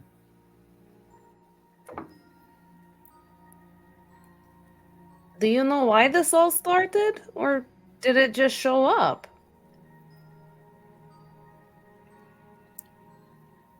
Do you have something that's made like, do we remember the Hydra with the earplugs still in? With the earplugs, yeah. Okay. Yeah, you came back with the earplugs and you remember that. Okay. William doesn't. Grendel is going to kind of just like, well, do you maybe have something tasty that the big snake in the sky likes? He looks over at Goaty. Mm-hmm. Mm-hmm. Mm-hmm. Why would he do that?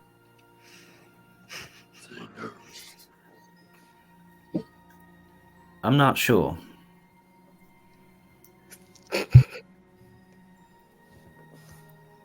It seems that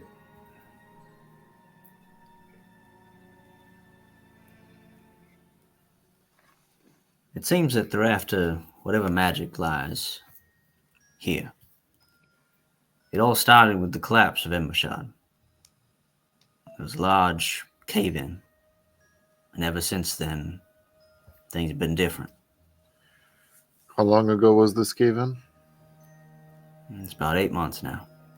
And you've been putting up wards for 6. And my patrons only remember the collapse being a few weeks ago. Your patrons. Oh, never mind. Retcon that. I see what you're saying now. It's a hard choice. Do I help them remember the last 8 months and send them back out on the streets to help? Or do I just maintain until help comes? And here you are. I don't know. Well, we're here to help. Yes. Well, we're going to try. Threads have been pulled to bring us here as it has been dictated for quite some time, it appears. Like the weavy thing, like the dragon mentioned, right? Not quite the weave of magic, but the weave of threads of silk. Oh, my mama knows how to make silk. So, if I'm to understand correctly, Remy, everyone outside these premises have all lived their lives thinking that this is only the same 3 weeks later after the cave. You're right. Whatever that thing is, whatever somebody's doing here, they've turned this whole city essentially into cattle. Mr. Remy, I believe that you know what it is after here. Because your benefactors must know. For it's your benefactors who arranged a small group of ragtag individuals to meet, discuss with a historian, and find a lost library leading them on a path that has led them here as well.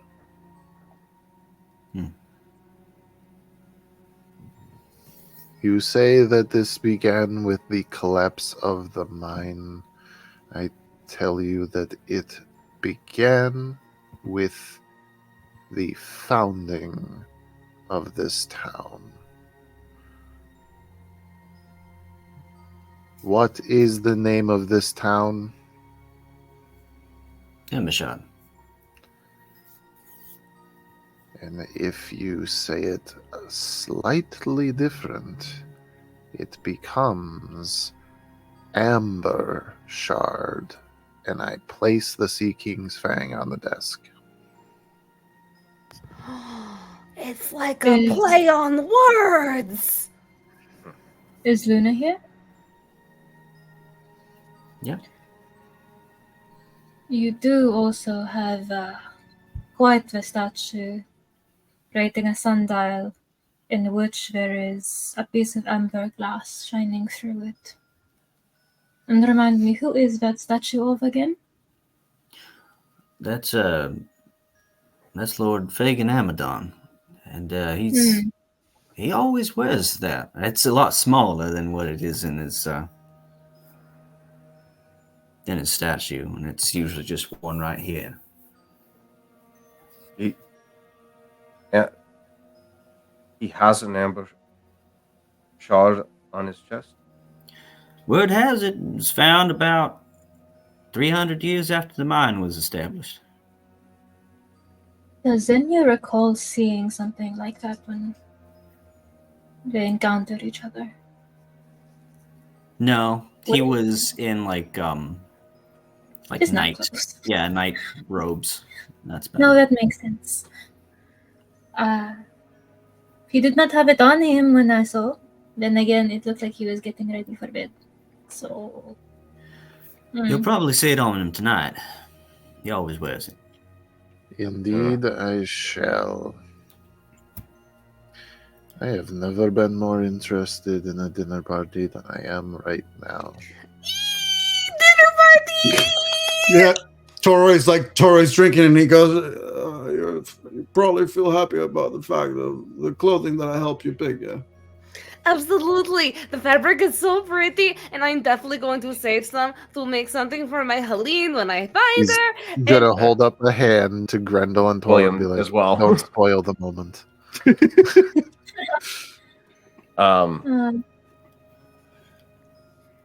For the time being, Remy, would you suggest that we not disturb the memories of these people while we conduct our investigations through the city? I can't say. I'm not sure what that would do. Adventurers such as yourselves and Madame Flora, who's trained her mind, perhaps mothers, the mental fortitude would be able to take that information and not go mad. But would you have a population of madmen running around? Or just a few cognizant individuals that are able to make things better? That's at least how I've been going about it. Is that right? I don't know. It's a hard choice. Do you shake someone awake from a dream only to have them realize they're on fire? Or do you simply let them pass? I feel like someone would wake up if they were set on fire. You'd be surprised, Luna says. Or if you ask me, Grendel just looks at Luna like, what do you mean by saying that? People can sleep through quite a bit. I don't know about you, but I say to myself, if I cannot give them a way for them to fight back, what's the point of giving them torment for no fucking reason? Well said, Toro. That being said, going forward, we need to do our best not to upset the people of this town. What are you looking at me for? Smashing a dog's head in the streets. Granted, I would have done the same, but dragging it in here into the tavern, probably not the wisest move. I was experimenting. Had it been Nice. alive, it wouldn't have been able to come in here. So that's, I mean, I guess that's the good news. And Let's if not it's any experiment consolation. with the lives. Photo of others. experimenting is not nice. Remember, the person we're trying to kill did the same to Xenia. Shh. All right. What about the girl? What girl? The girl? Girl? Yeah. Material girl? When I was fighting the pup, yeah, there's this little girl who was poking my head, and it seemed as though she knew about the pup being an actual direwolf, and it seemed as though well, I don't know. I don't think it may have been an actual little girl, if you ask me. Just like the illusion of the little pup. But it seems as though they were. They said they knew who sent the dog. They were not the ones who did. And they asked me what had the dog done to me, which, if you must know, it was trying to grab me with its tentacles. I could feel it. Smash. And then they disappeared. That being said, all the same, let's not We experiment know. with these things much. We know who sent the dogs. Don't we, Grendel? We know who sent the dogs. It was in our dream. It was at Strickland. Well, yeah, it was kind of weird though. Like it almost seemed like I was like a dog because I was very short to that or a very very small child. Yes, this is true. Go back. You said Strickland. Yes. To, The grocery butler bottle. to Mr. Amandon, or so he said. The guy who was being really mean to the puppy dogs. On that note, before I forget, the creatures, oh no, not the creatures, the people I had rescued while I was getting out myself, they were not people at first either. They were turned into animals, into birds. I would be cautious about who or what we hit. I don't know if they have been transfigured as well. If Grendel and I appeared as the dogs themselves, I wonder if these dire wolves, tentacle creatures, were once people of this time as well. Or just corrupt beasts into themselves. Toro grows quiet and his eyes avert everyone as this proposition sends him in for a very internal conflict. And to twist that knife, Cody's going to say, well, we do know that the infection in people, along with the supposed cure, does turn them into abyssal gates and monstrosities and aspects of Vorak Ball, which do seem to share several traits with these, how shall we call them, hounds that have been afflicting us in the underground and I guess in the streets today. So perhaps in a humanoid it is more of this oozish or specifically aspect of Vorak Ball as we know them. Right. Perhaps in a beast it is more of this animalistic hound of tentacles. Xenia, you say you set them free. Toro is going to stand up. He sort of shoots up from his seat and he goes, I'm gonna grab some morale, and he just leaves the office. Luna's gonna sidestep up from the door as you walk past. All right, we're gonna need to exercise a little more restraint going forward. Who do we need to restrain? I'm very good at that. It's going to be a challenge for all of us, including myself, being a man of impulse.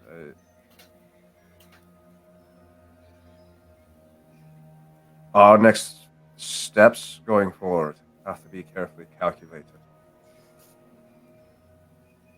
I'm not very good at calculating, but I can walk.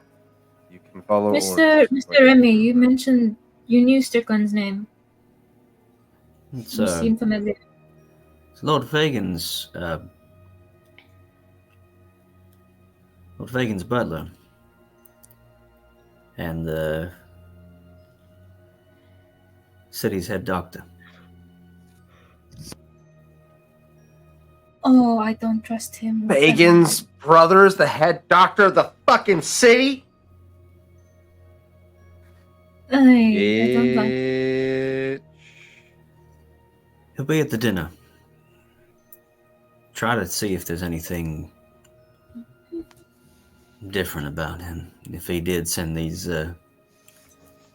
hounds out.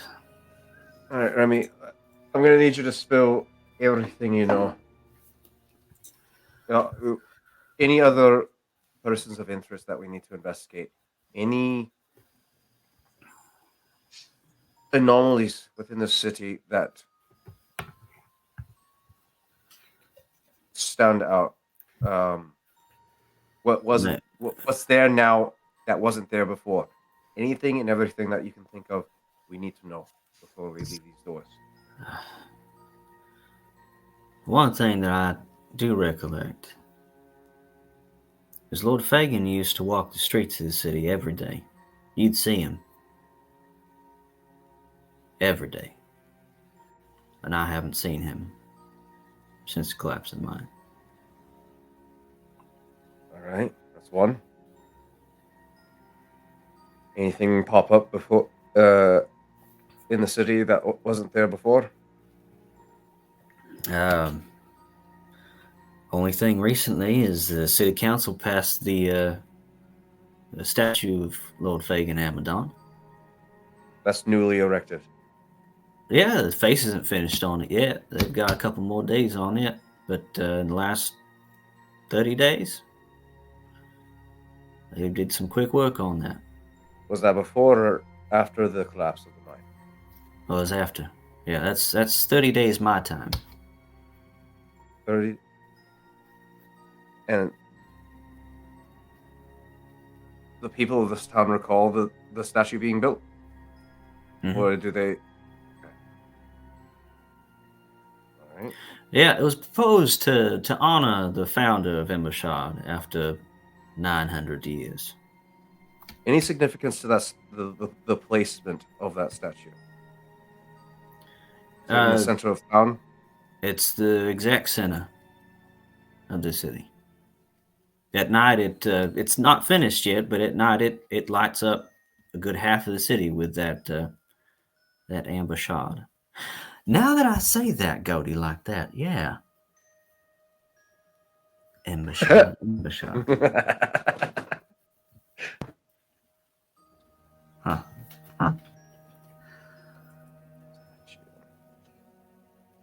There you go.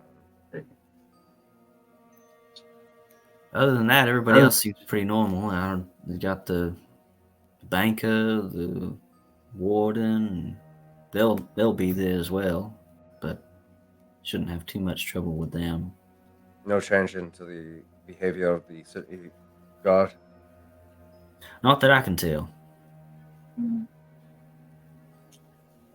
I also don't get out much. Yeah. So, a newly erected statue at the exact center of town. Pagan used to walk the streets here of Embershard every day. No longer to be seen. And no one remembers anything past the last 3 weeks. The past 3 weeks after the collapse of the mine. Right.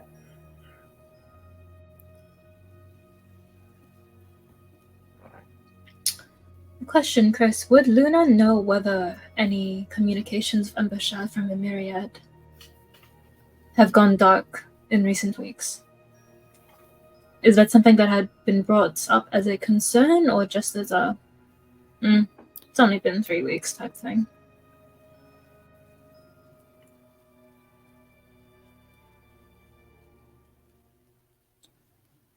I was told to find Valia, but I don't know. You were told to find Vela. And so the matron would believe that they are still available to be found there in Embershard, but as of right now, there haven't been any really concerns. Hmm. Okay. That's a lead to follow. Might be worth picking up some more resources if available. To you lot, really. I would invite. However, I can get in if you need someone who can remain unseen. To see what the others do. I think you Let would me- look very pretty in the dress. Let me this I office would here. recognize first.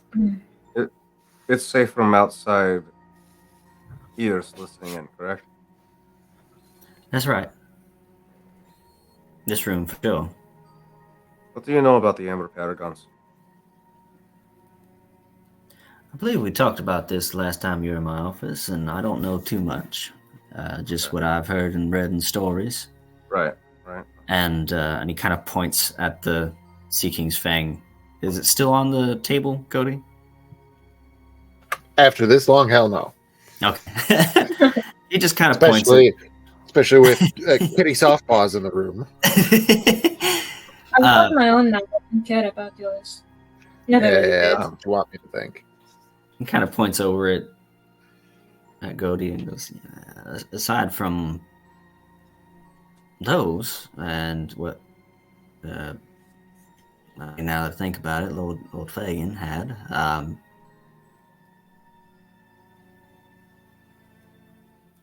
Pagan has one.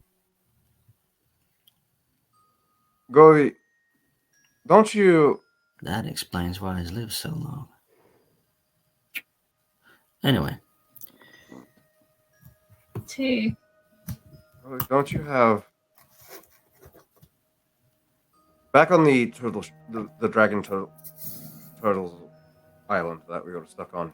Don't you still have that that thing that was shitting out random objects? Yes. Is that a piece of the Amber Paragon? It's unknown. It is several things, and it is taking a long time to decipher. How do we identify if it's part of the pieces that we need? We keep deciphering. Last time you tried to decipher it? Huh? When was the last time you tried to decipher it? Last night. I have these glasses that help me read things. Maybe it can help you, Goldie. Perhaps it shall. Grendel is gonna walk over and put the glasses on Godie's face, and then she's gonna just pat him on the head. We You now look know that very sophisticated. we now know So- that there is another piece here. Down? Possibly. Two, maybe three pieces of the Amber Paragon.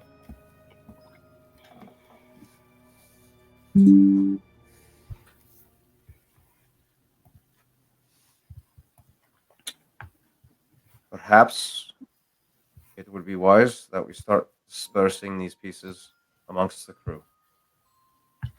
Should Do one of you us fall have prey. Luna We speaks have to you one. too. Do you have designs This- on these shards, sea snake, for yourself? If you had the option, would you choose to carry one? Who are you addressing? Tarzan. Hmm. You should call it a sea snake because it's William. I like it. Yep. Ooh, spicy. I like it. Shooting daggers at Luna. I will do what I must. What would you say? I will do what I must. Well then, I say this to you not out of any love from myself, but because of the use you seem to pose this group. What you must do is not, unless you wish to face the wrath of the heavens upon your undead self. Consider this your only warning unless you wish to try it for yourselves. Does been very Grendel know conscious. William's undead at this point? That Luna has just said this out loud? To be fair, William started dropping his mask when Luna was around to begin with. He started showing Yeah, this, you've but- seen Okay. William deteriorate before you. Okay. But yeah, William just lets out a scoff. Listen, mate, I've been married. I've been through a lot worse than heavenly wrath. Well, you were married? And there goes the entire plot. Tell me. So, we have a dinner date. Do all of you recall seeing a serpent outside these doors? Oh, I the don't. giant, the giant snake thing. Yes. I don't remember I took the earplugs out after I caught up with... Xenia. Xenia will sort of scritch Rico and ask him to spit out his book and then turn to the page where he's illustrated it and just present it to William. Here you go. I knew this would happen to someone. Yeah, I knew something was fucked. Alright, We need to go get our clothes and the dresses and everything for the dinner party. get your affairs in order. Yeah, all of you. We have a dinner to prepare for. I doubt we'll be able to walk in with all of our armaments. So pack lightly. Bring only what's essential.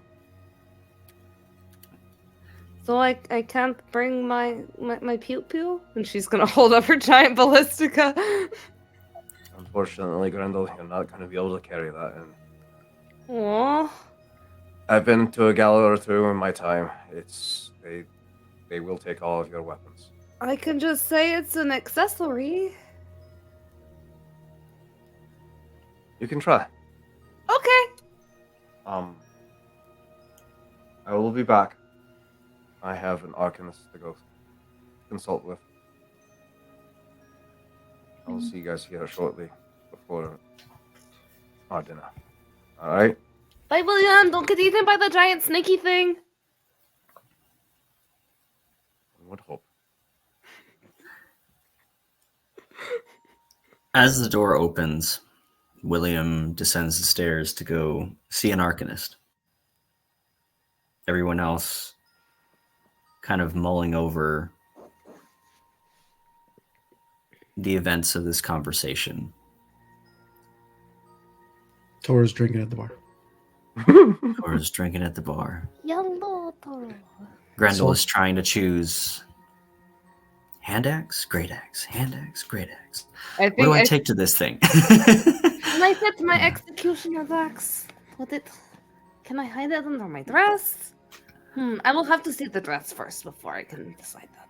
But As everyone begins to make preparations, whether that is simply reading a book, going to see an arcanist,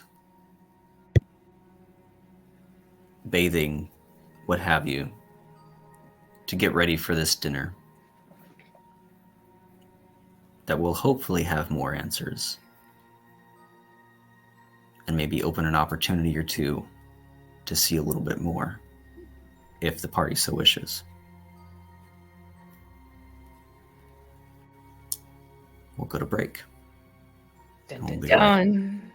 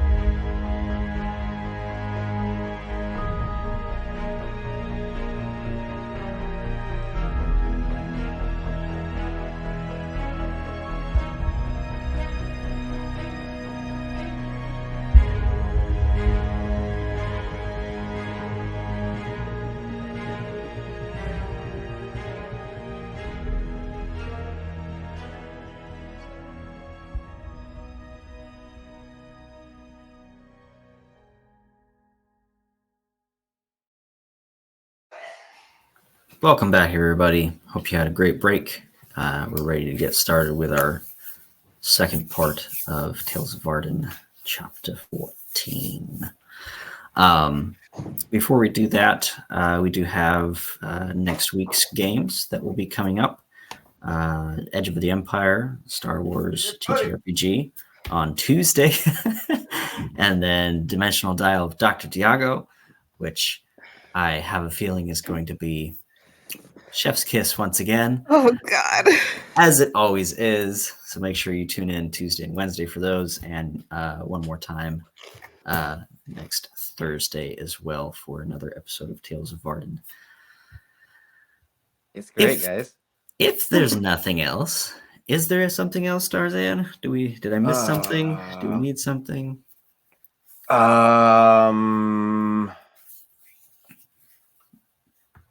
Give us a follow and check us out on YouTube.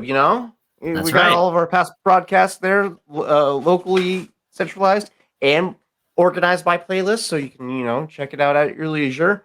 Learned from our resident Goaty over here that you can watch in 1.5 speed, where you can get through it a little bit faster, but still be able to understand everything that's going down. Especially you're gonna want to. There's a lot to learn about this campaign, so yeah, you're study up. All right, we got a lot of shit going on here. so Absolutely. many hat moments. But other than that, we're also in the market for for sponsors. If you want to sponsor us, come on. Oh, one more thing. We do need to take a moment to acknowledge our DM and his amazing craft. With his He's not a sponsor. Let's clarify. He's not a sponsor. But if We you are want a supporting him. super cool, like handcrafted mug, like handcrafted. This is Shout out to this guy. Yeah. Hands absolutely. crafted this. And like, look at this Crafted by craftsmanship. hand. Look Fucking- at it. It's beautiful. It's Hands amazing. that are, dare I say, magical. fabulous. Yeah, that's another thing is we are fortunate to have a lot of people within 2B Dice that are wildly talented. Chris Claybeard being a amazing pottery. Potter. Potter. Bro, like Harry Potter, Wizard Potter. Potterist. like I'm the on wizard. international shipping. Our- You let me know. Our producer Michael St. Gregory, he's an insanely talented visual effects. He created every one of our aesthetics for each and every one of our campaigns. We keep trying to catch him off guard with like a little impromptu, questionnaire, like, "Hey, how do you do this, and how much are you going to charge for it?" and so on and so forth. But he's very elusive. Does not like having the spotlight on him for some reason, so it's kind of hard. But one of these days we'll get him, and we'll get you guys the information that you need to understand how he operates. If you would like to commission Chris for any of his work, feel free to check him out on his social media. The TikToks you have a link tree on that, if I'm correct, right? Mm-hmm. Okay, yeah. So check it out on his link tree.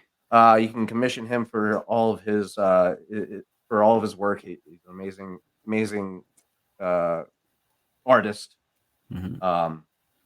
Other than that, you can get some makeup tutorials from Grendel over here, or Taylor. She does phenomenal work. The 2B Dice Adventures has a lot of talented individuals. Yeah, you should definitely look up Yeah. all of these people and hit up Michael San Gregorio for all of your TTRPG or actual play producing needs.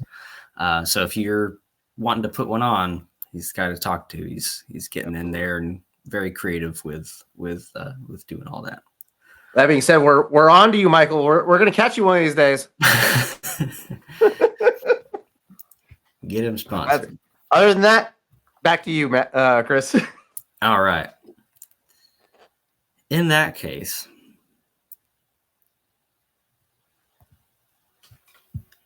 William, Yes, sir. you head back out into town. Find your way through the city. And you remember Gianni Torzini saying that if you're looking for people that are making stuff, or the prismatic arcanists, or silversmith, goldsmith, that sort of thing, blacksmiths with elemental forges, the gold core is what you're looking for. And you see Gianni Torzini kind of sitting in front of the house with his cart next to him. And you walk past, just dead, just straightforward? I'll stop by, because we did kind of like, stonewall him out of nowhere with Matt Godey's antics. So, yeah. Maintaining relations. Once William gets like a liking to somebody, he's a different person comparatively to everybody that he doesn't fucking like. Okay. And he does like Gianni. He finds him amusing.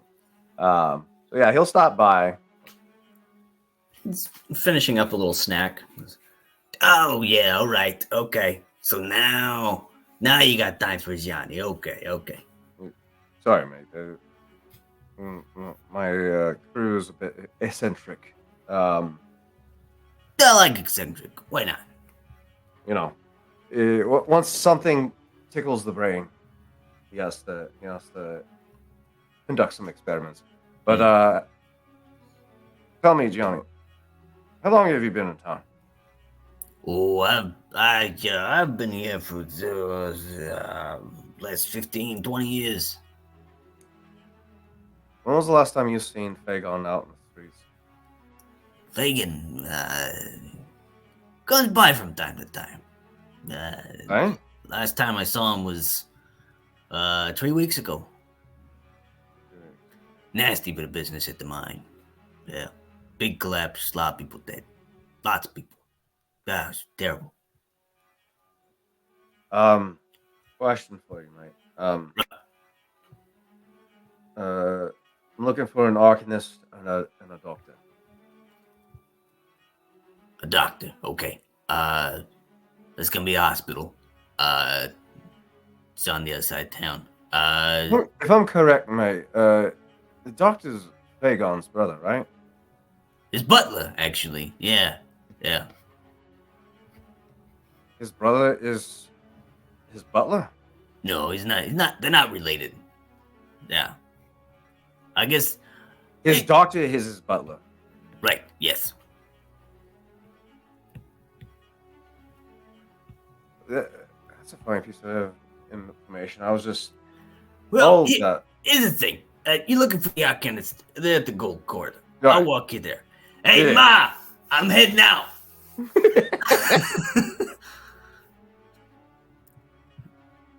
As he kind of walks you to the Gold Corridor, he explains. The city was a small family-owned iron mine at one point in time. Very small operation. They thought they thought their family was cursed because the Shadowfell creatures would surge through the rift in the veil that occurs during the turning of seasons. So, the Amadon family has a rich history of hunting monsters, you see. Soon they made this a safe space to begin to build.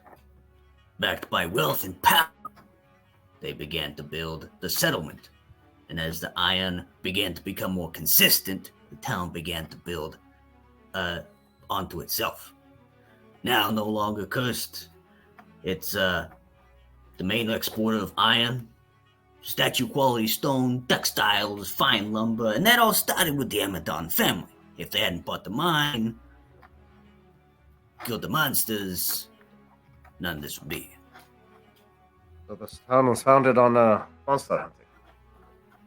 Yeah. So every now and then, the Amadon family still has to kind of wipe out a few Shadowfell monsters that come through.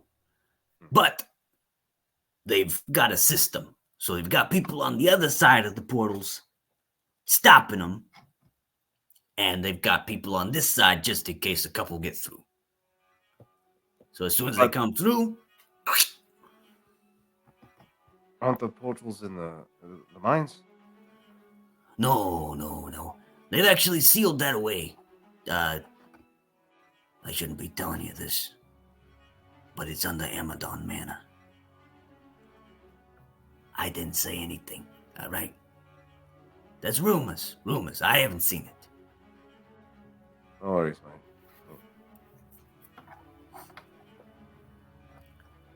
All right. You brought a lot of information to light for me, and I appreciate that, right? Speaking about information, you ever just want to go to the aquarium and learn about some really tasty fish? Not big on sushi, mate. Right.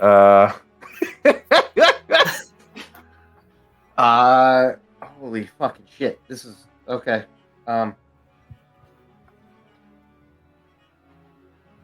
You walk by the big statue that you saw before, and right around the corner is the gold corridor.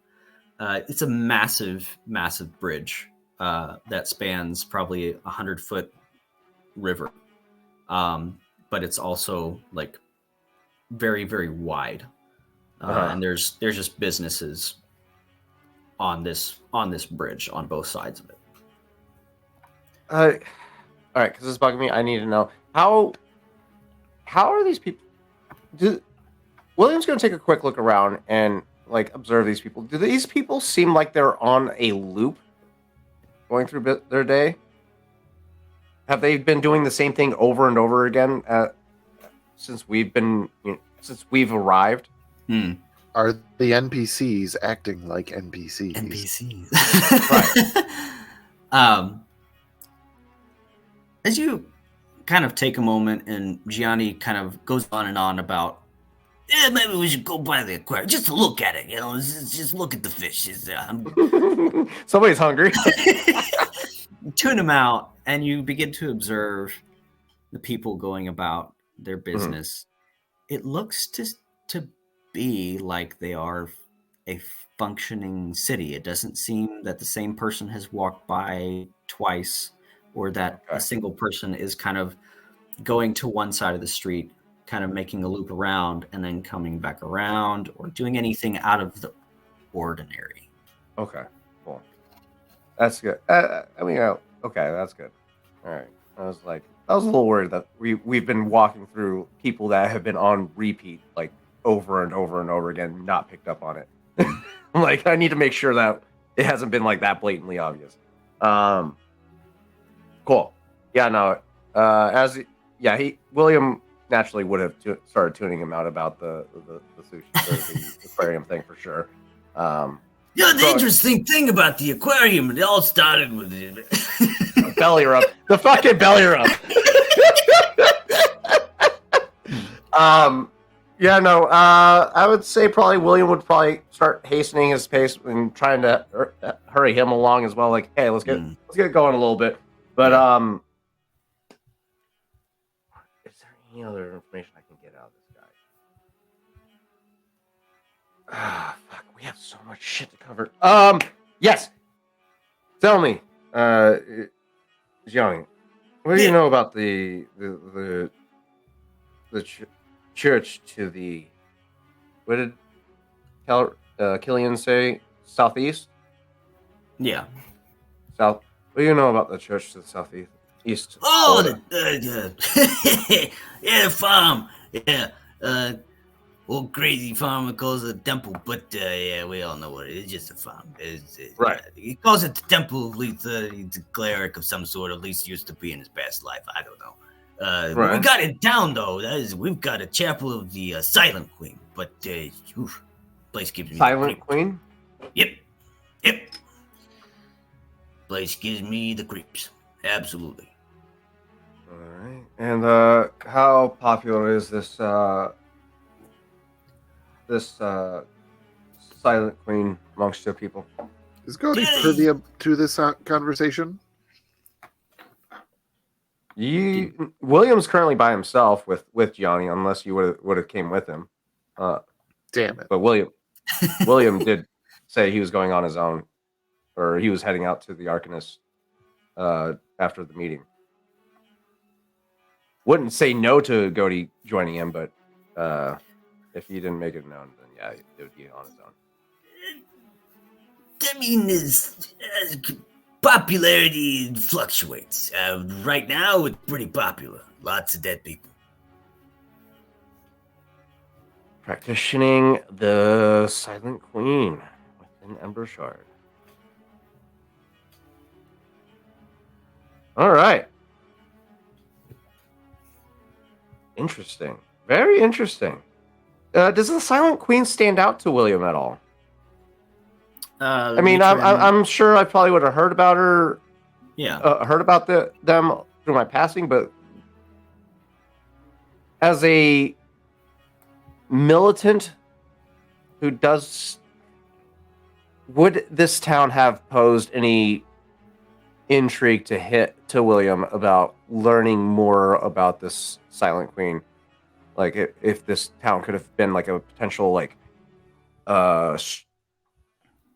a very strong defensible position within the continent of this and whatnot. Yes, if it's a strong position within the continent to be defensible, yeah, he would have learned about like what these people believe in, if they could use that to their advantage to the sovereign's designs and whatnot. Before he, was exiled and everything. The Silent Queen was brought from the Shadow Elves, essentially. As kind of their deity. So Fagin Amadon is a Shader Kai. So okay, yeah, that makes sense. He is so founding this city, bringing their religion and their service to the Silent Queen with them to Ember Shard was important to them. Now everyone else from everywhere else kind of has come around, but since it was here essentially at the beginning, it's in a very prominent spot in the city. Okay, all right, very interesting. Okay. Yeah, she deals with death and carrying souls from one side to the other. The in-between. Okay, cool. All right. Keeper of the in-between. Very good. Okay.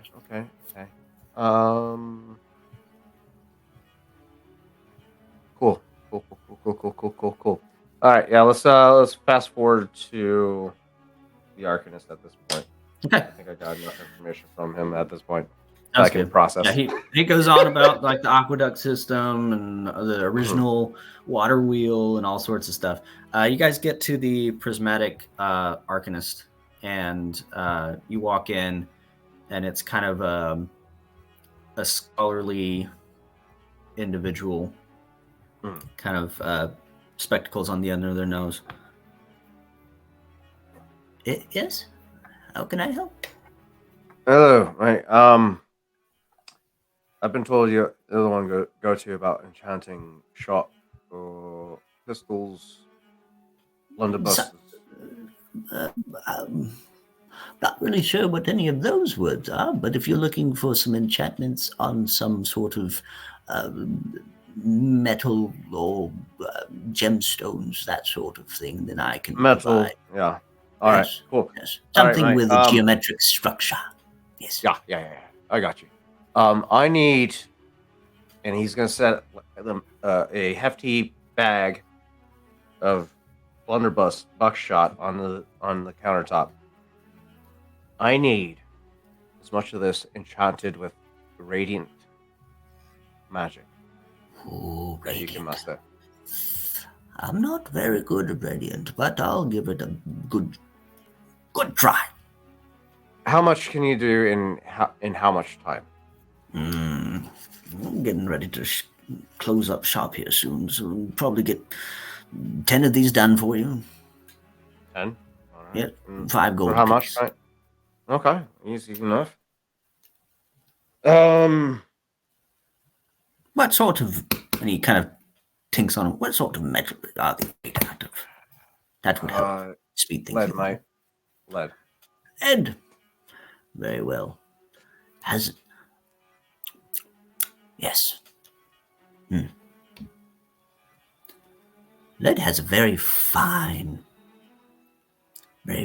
aftertaste. Have you ever had one before? Very, very interesting. The trip you'd be on. I've never consumed it. I've been shot with it a time or two, but We prismatic arcanists need to know our material inside and out, if you know what I mean. it's curious series of words that you just spewed, mate.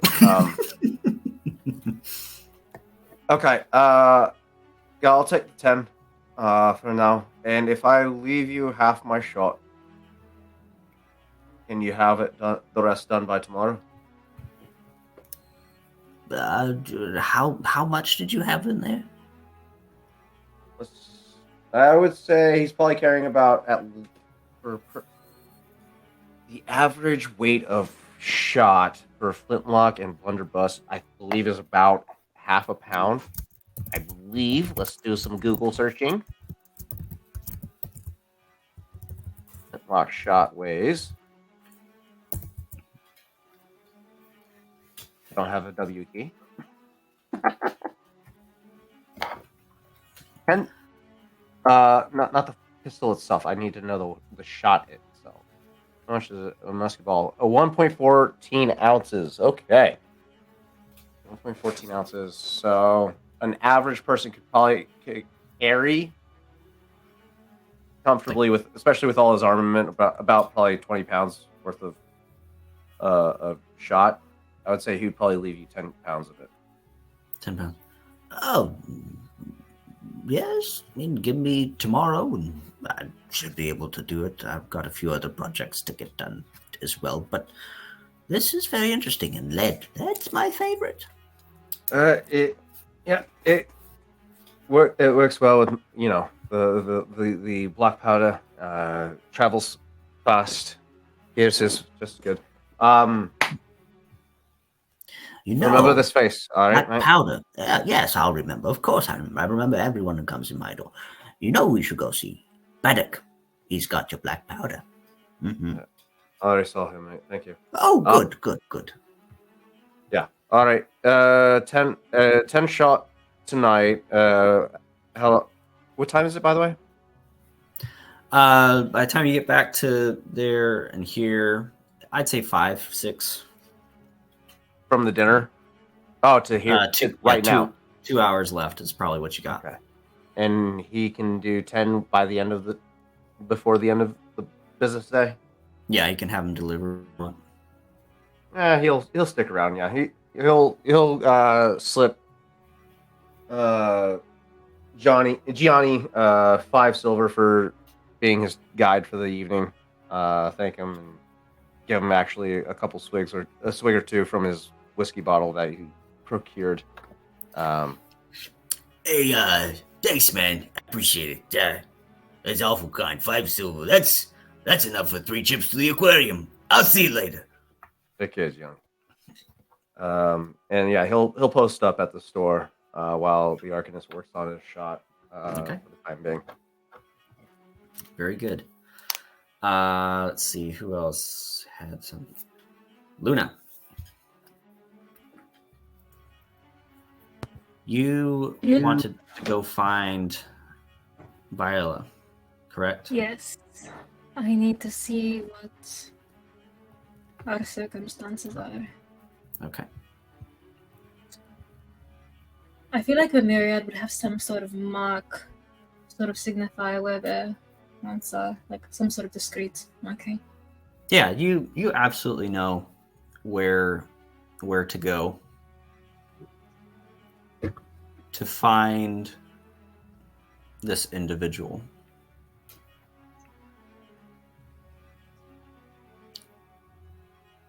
Are you wearing the head that your pieces? I'm assuming. Yeah. Okay. Very well. You find them.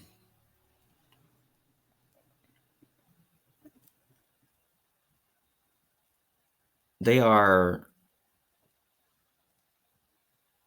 slumped in a chair. To the side, their hand on a table, and in their hand a piece of parchment.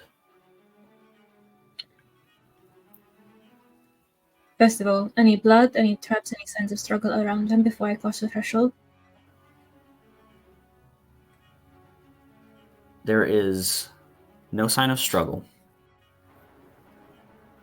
no traps. Dark, inky, root-like tendrils kind of on the wall.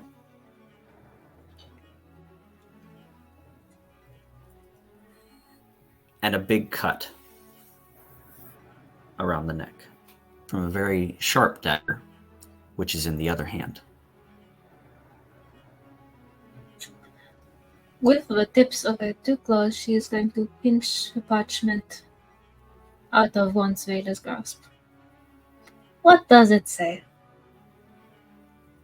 To those who find me here, run. Embershard is lost, soon to be claimed by the Abyss. Fuck. Is there anything around Vela in terms of belongings, in terms of documents, in terms of a stash of what they might have used?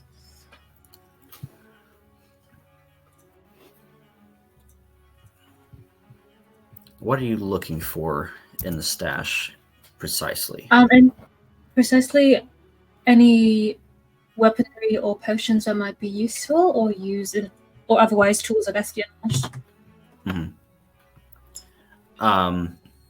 You find a bead of darkness. Mm-hmm. Two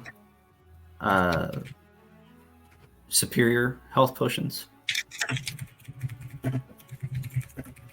And a potion of invisibility.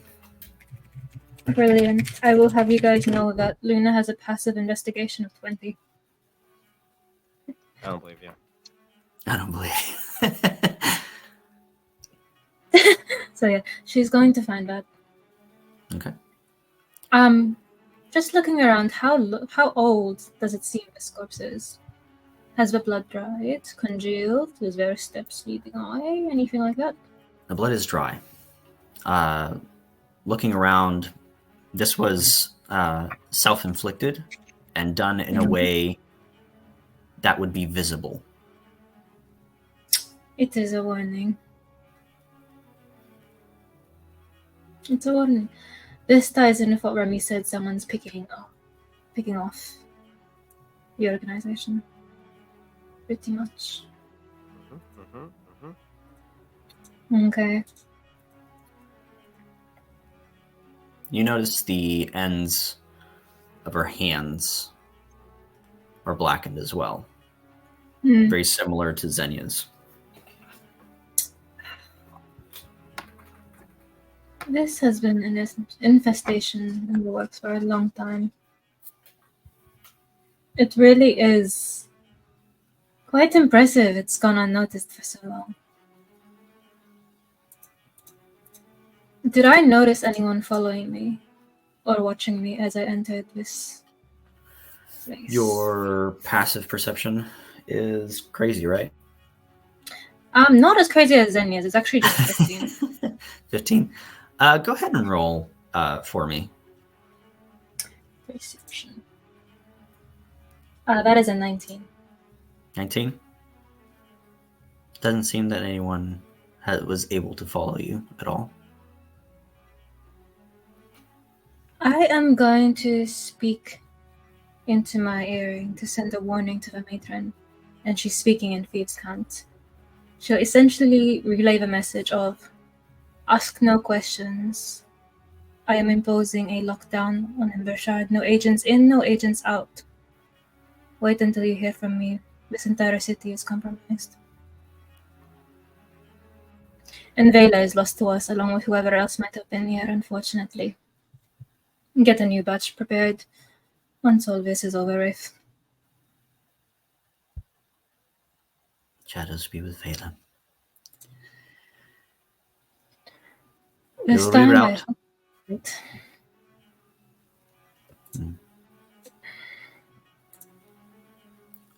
The matron will say back that they will reroute any couriers or communications around Ember Shard until further notice. But that is the safest we can do for now.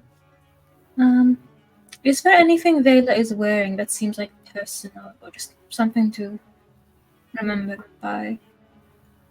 Or even just if her daggers are special to them, not your run-of-the-mill stock?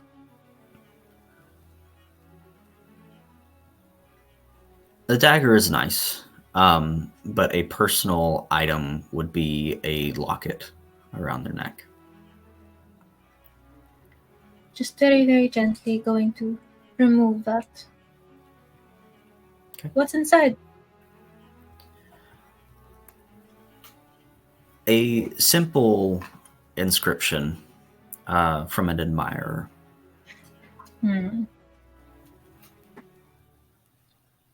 Sweet. Luna is going to bow her head towards the corpse and say, I will lay your spirit to rest even if your body cannot find such. I want to bury this locket somewhere outside the city where it is not corrupted. But that will have to wait. I will return quite swiftly back to the tavern. Okay. Back at the tavern, Toro, Grendel, Xenia, Cody. Your clothes have been delivered. Grendel, you unwrap it like it's winter solstice morning. Just ripping apart the packages. That one's not yours. No, pick up another one. Rip it open. That one's Toro's. No. You finally find one. It is the purple fabric that you had talked about. It is beautiful and with an added layer. There are flowers that look like they're real, but they're made out of different cloths and materials, and they're placed in different places all around. And on the hips, as the dress kind of goes out a little bit, there are these purple, transparent, enlarged butterfly wings that I'm kind of sending a picture in the Discord chat, by the way. swing around. You hand out the rest of the packages Beautiful. and rush off to get dressed. Just so excited. Madame Flora offers to do your hair. And Godi, Toro, Xenia, well, Grendel is having the time of her life, getting ready. What are you all doing? Goldie, just to help you out, Xenia would have shown you the sketches he had made, specifically the page of the shadow creatures, as well as the pod in the corner of where he was kept. There is also a very small diagram of the pedestal that he saw that would have released the pod, if Pierre had been gentler.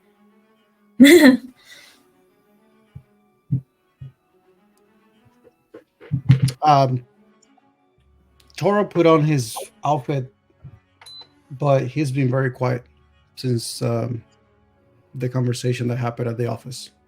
The whole conversation about the creatures. So he sort of very quietly just put on his new clothes, sort of lost in thought. Remy will put another ale in front of Toro, and this is the quietest you've ever been since you got here. What's eating you? You worried about dinner coming up?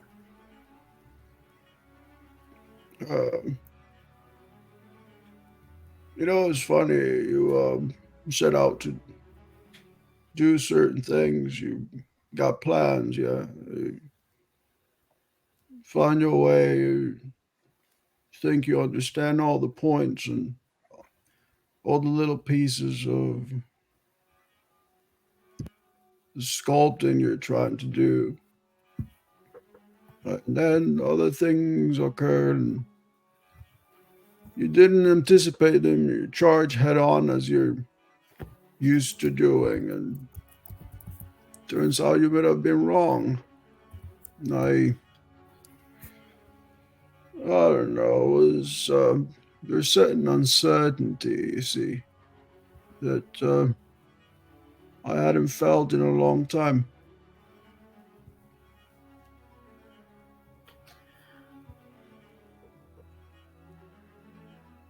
That's good.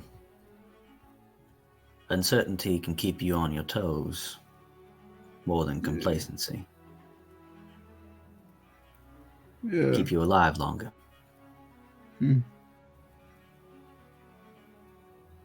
Oftentimes, knowing can be more of a burden rather than just facing the problem as it comes. Toro chuckles at the concept of the mention of knowing. And he just, oh, mate, you have no idea.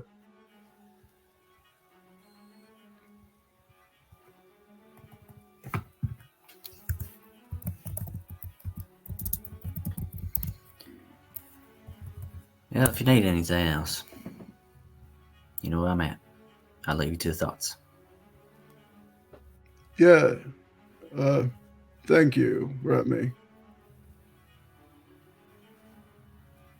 Toro now seems to be, his brain seemed to have something else like perked up, and now he just seems to be really like cranking his brain as he's thinking about something. And that's where he is now. It's just in his head. Cody, I'm sorry. I feel like I cut you off. My apologies. Go ahead. Very fine. I was just going to ask because Gody did not pick this outfit. Is it at all traditional to the Goliath clans of the Notharum region? You sit there in anticipation, just kind of staring at the package, maybe. Oh, it's not anticipation. It is anxiety. It is anxiety. It is horror. What is on the other side of this piece of paper? And once you finally pull it and the paper kind of unfolds itself, revealed is a very traditional set of Goliath clothes, expertly made by the hands of Lorraine and Cairo from Sosudai. A little note inside. Just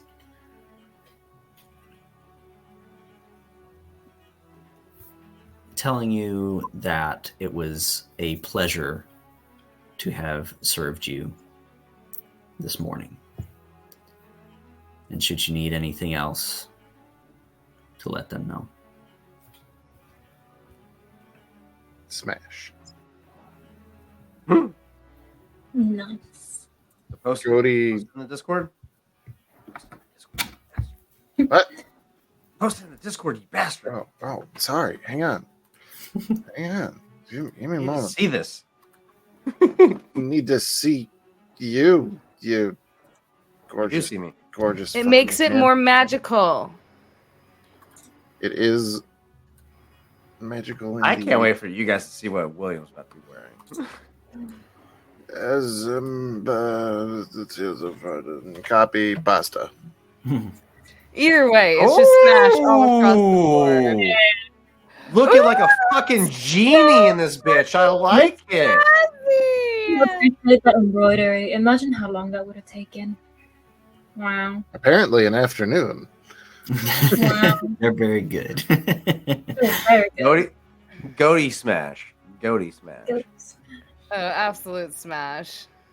Gody kind of holds the top in his hand and kind of is just sitting there with it for a moment. I would wear that for the rest of my days.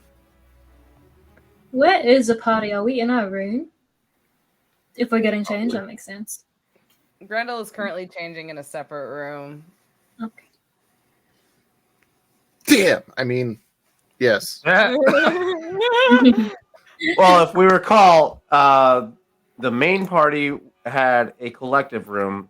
Toro Agreed. and Luna had their own separate room. We sure Well, did. Grendel would have been in like the washroom.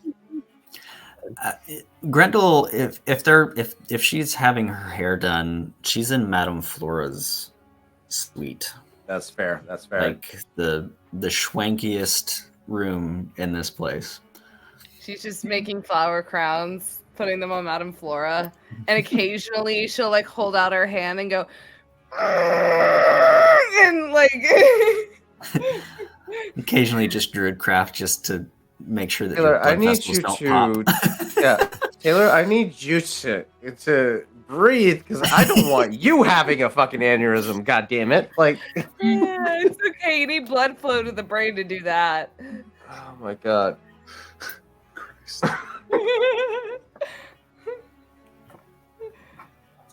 I love this. Xenia is going to approach William and just ask, William, how do I put these on? And he's going to hand you 2 golden cufflinks that would tie the sleeves of his white ensemble together. I mean, this will be up to Chris at this point if I have made it back by this. Yeah, time. if you'd like to make it back, we're getting probably close to going to the, unless you have something else that you wanted to The only get thing to. that William would have done was stop by a beauty shop to get some hair pomade.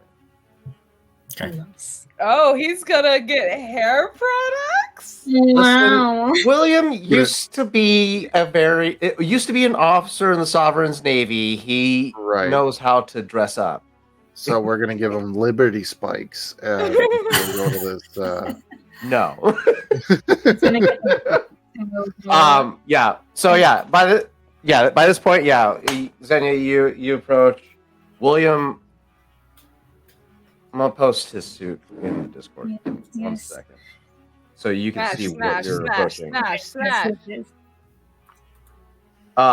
There's gonna be a slight discomfort to how he carries himself in this suit because, like, there's an air for familiarity to it for him, but it's the fact that he hasn't done it in so long that it does feel like it feels slightly like he's in the nude. It feels like the first time. This feels brown. That's not it. Oh! Okay. That's not it. That's not it. That's. Oh, I mean, it's it, but it's not it. I mean- Either way, smash. I mean, Let me get the final touch. I forgot to I save mean, Ooh. Wow. I Yeah. like Toros. Oh, that And is post it. snazzy. Oh, smash! Quality top of bread. Red on the inside and the gold lining. Oh, smash! That- Smash! Smash! William, he's adjusting into it. He cinches up the tie a little bit, and his hair by this point, this is the most groomed you have ever seen this man since this adventure started. His hair is tied back a crimson ribbon tied in a bow Smash! that holds his hair back, his beard groomed, any loose strand of hair slicked back with the pomade, keeping it in place. He even shaved his neck and lined up his beard.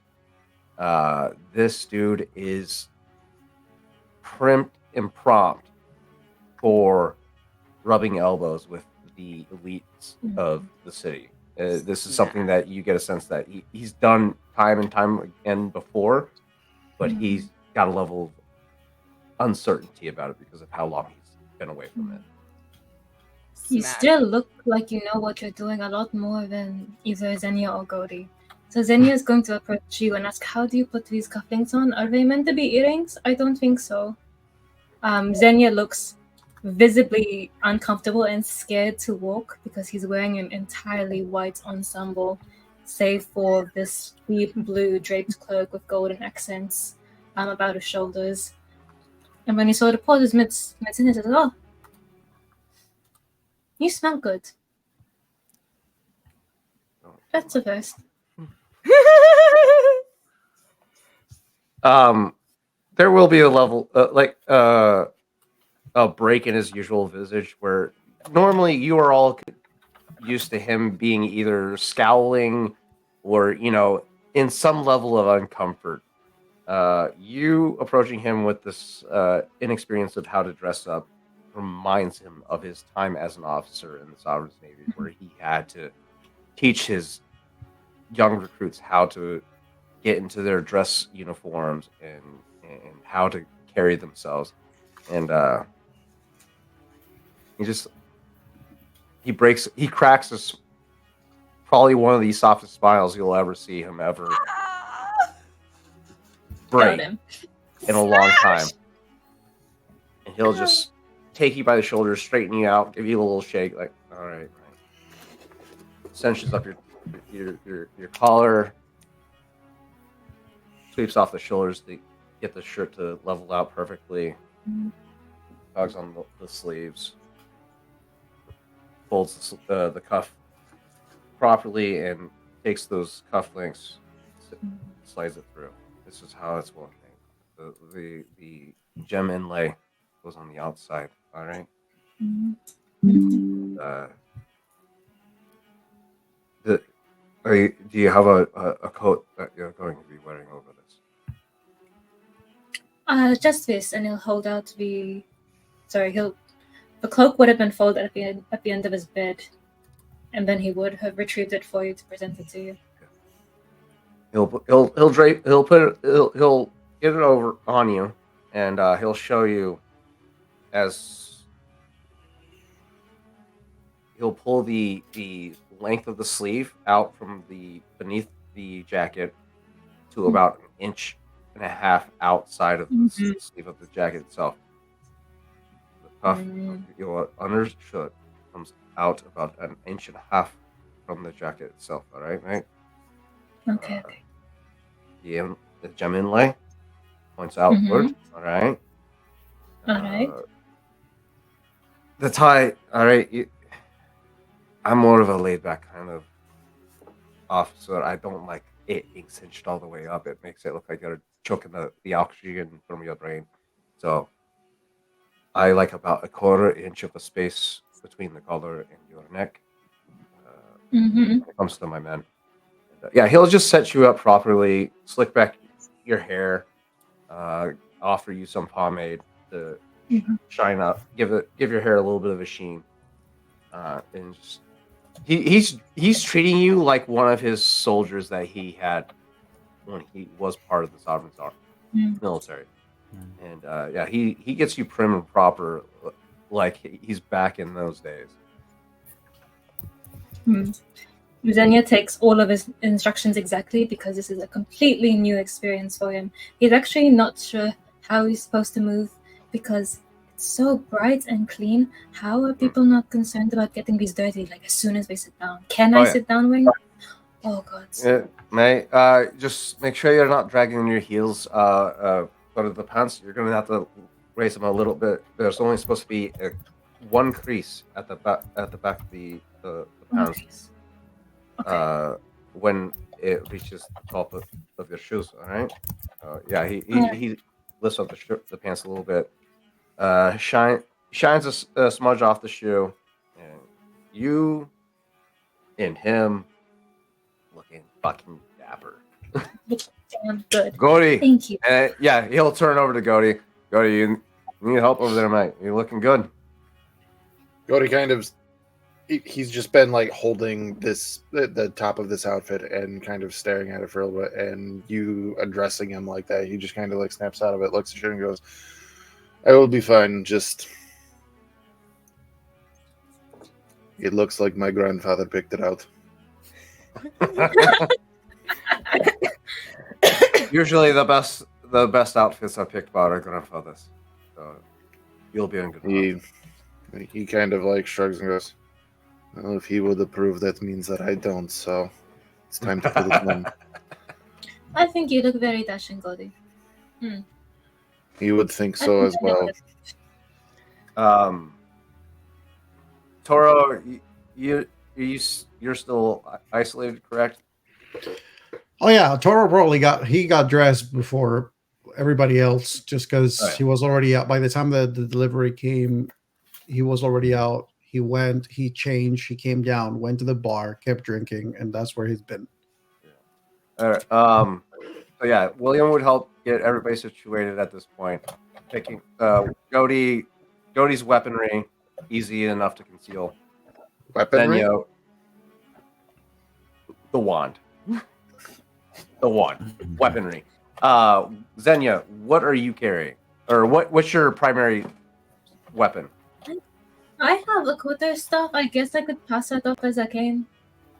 Okay, that's easy. Yeah, that's easy enough. Yeah. Just walk. Yeah. He'll tell you to walk with a limp.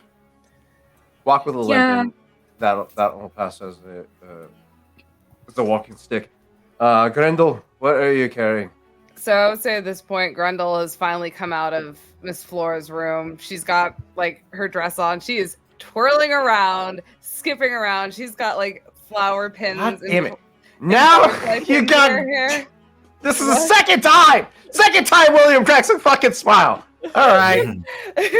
And she's got like flowers and butterfly pins in her hair that just kind of like that are metal, and they kind of like move as she moves. And she goes, "Oh my god, I love this dress so much! Look at this!" And she is like stomping her feet, spinning around, and just like the flowers and the butterfly like like wings are moving all around. And she goes, "Don't I look pretty?" And she's like, "And look, the dress is even long enough." And she will like lift half of the dress, and she will have her fucking executioner axe tied to her leg, and she goes, "Look, I'm able to hide it like this. I couldn't put the ballistica under there, unfortunately, without me tripping over my own feet. But this is the best I could do." Someone Grendel. suggested you probably could get away with it. I'm just saying. You look as magical as the day I married my wife. And you don't smell like shit. That's what I said. You You smell look good. very nice, William. I've never seen you with your hair combed. Inspiration to you two. It's the I don't have the authority tonight, but I'm giving it. I will Yes. say Get that it. line literally had a moment where you're just like, Jesus, look at this outfit. Oh my gosh. So literally the topic right now. Jesus, look at this outfit. I'll take the inspiration. Thanks, Chris. Yeah, no, everybody's looking dapper. As you all finish up your last minute William's gonna just real quick. William Go for is it. going to still take Nadia and Ivara, but he's gonna tuck it instead of his usual shoulder harness that he has them for. He's gonna inlay them in the back of his trousers so that the haft will be in his trousers and the heads will be, concealed by the jacket itself. So that's what he's taking to the fight, and then he's going to take those 10 shots that he has with the radiant magic, tuck them into a jacket pocket, take another 20 shot, put it in a separate pocket so he doesn't mix them up, get them confused for which is which. Bypass Luna entirely. Luna's not there at the moment. Well, yeah. William is bypassing her if she is there, making his way to Toro at this point. I'll say that also one of the things that some may be able to notice if anybody were to look at Tor is that he seems to be working on something on his lap. You look very It's fast. been idly like between drinks and stuff. He just seems like either muttering sometimes or like humming sometimes, deep breaths on sometimes, and it's just seemingly working on something. And eventually, when the whole party is over, it's done, and everybody comes down. he calls out and he goes, "Hey, Goldie, let me have a look at you." Godi, without any aid, put this dress robe on to perfection, to a T, which would be odd for all of you to kind of guess, since he normally wears like hide pants and no shirt. Yeah. You look See very Toro. nice with the shirt on, Goldie. Toro sort of like just like hops himself off the chair and just lands and just starts like walking around you like in circles, like evaluating you, sort of like looking at everything and everything and everything, and eventually comes to a halt. So like, and then looks up at you, and he's just that sort of smile of like, "Oh, I know you enjoyed. You like you might want to deny it, but you enjoyed."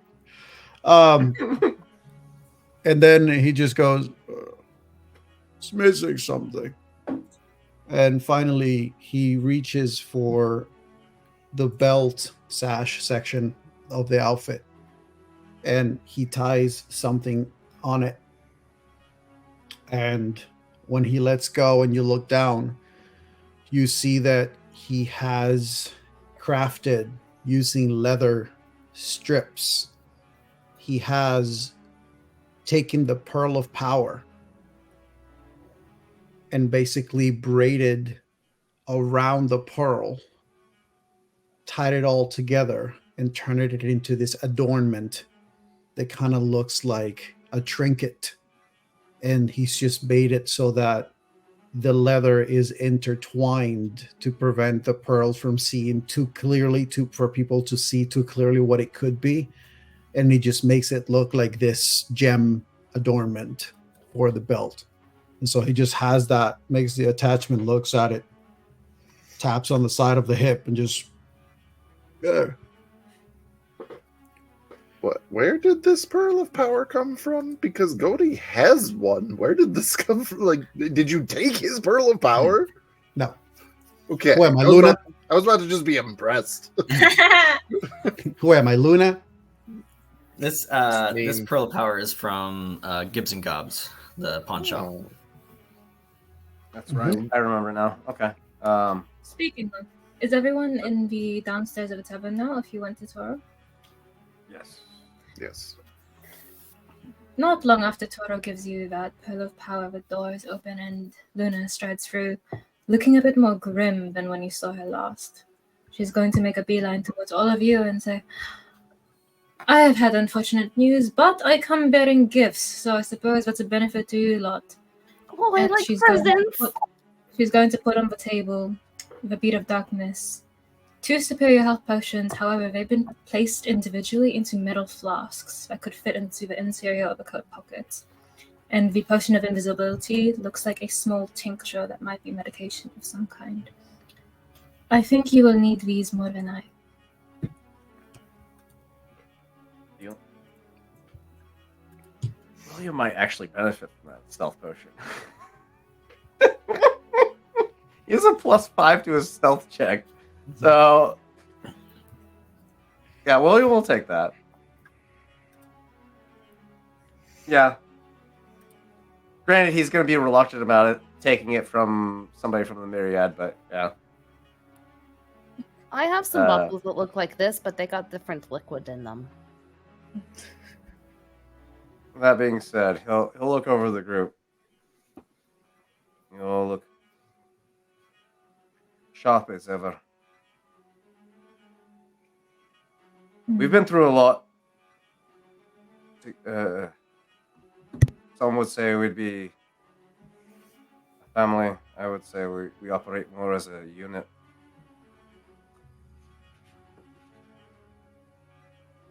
We're walking into the mouth of the Hydra, right? Or the belly, whichever hits more.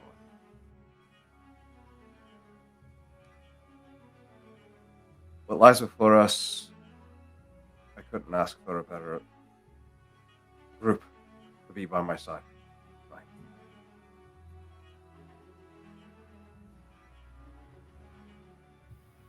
Grendel just Have your goes, wits. picks up William and hugs him. His undead bones cracking beneath pressure. Don't wrinkle Watch- it up. It's all Watch- good. We love you watch the too, suit. William.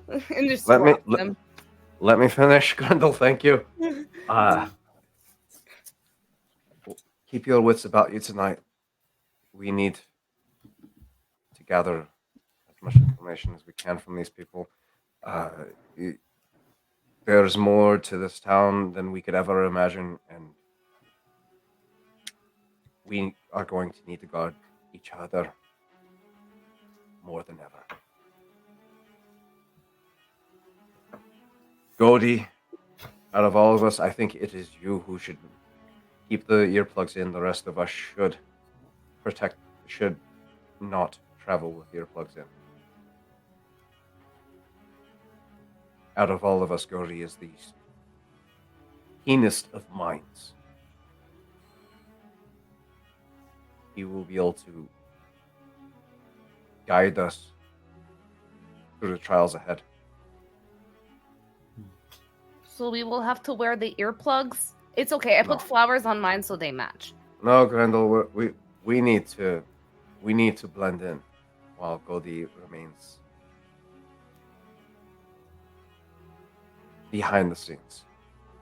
So Grendel, you are going to be the face of the party tonight, all right? Are we going to do dancing? We can do dancing, we can do all of that. So we need to what we're going into. We need to create enough of a distraction for Godi to be able to learn what he needs, so we can eliminate or remove or destroy what is plaguing this town. And then I pull out my axe and I cut off their heads. Exactly. Yes. Remain true. Stay true. Keep your perceptions about you. Guard the ones to your left and to your right. And I can assure you that all of us will go home as long as we remain strong for one another. I don't want we to go understood? home. I want to find Helene, but okay. All the same. Home is where your heart is.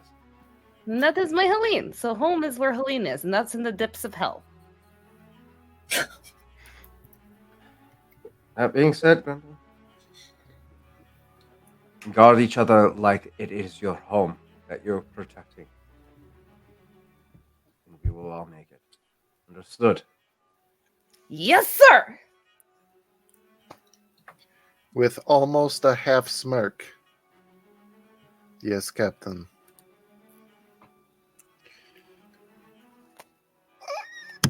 You The doors of the tavern open, and Remy comes up behind the party. Take my carriage tonight. I've never ridden in a carriage. Can Grendel fit in the carriage? Vic can they fit in the carriage? Oh, this is going to be like fancy, like party, like royalty.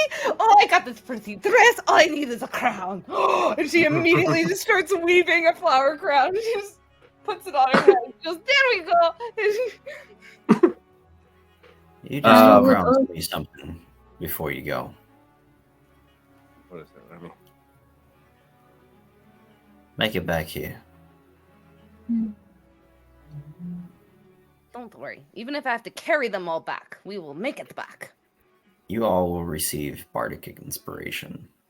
1d6. Oh. It's a party. I'll take it. Bardic smash. Oh, let's see bardic inspiration. Everyone. 1d6. Everyone. 1d6. You get a D6. You get a Real- D6. Real quick, Chris. You said 5 gold per shot. Mhm. I forgot to count that out. Mhm. So I did 10. That's 50 gold, and then I gave 5 silver to Gianni, which equates to 2.5 Half a gold. gold. One half. It's a half gold, yeah. So 51. How much was the whiskey bottle? This is all important. That's why because it's gonna. There's a reason to this. Okay. The whiskey's probably a silver. Silver, so a half a gold, so we'll make that 52. All right. Pomade. How much was that? A couple copper, probably. No need to count it if you don't need to. Yeah. All right. William is going to pull off his person a satchel full of 282 gold. Grab Remy by the wrist, set it in his palm.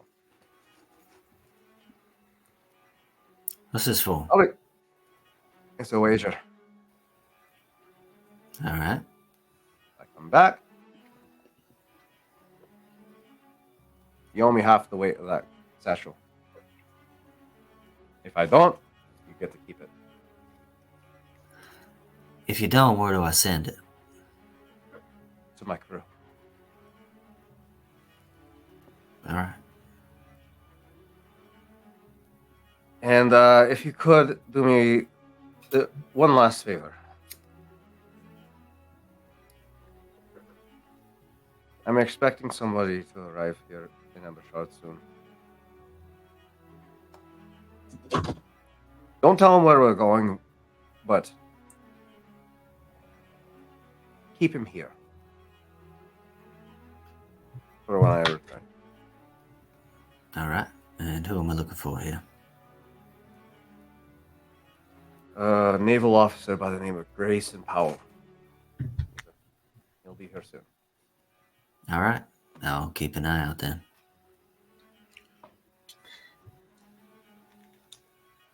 Are we ready? Luna Oh, will go ahead. speak up and say, I would advise the utmost caution and not to trust anyone.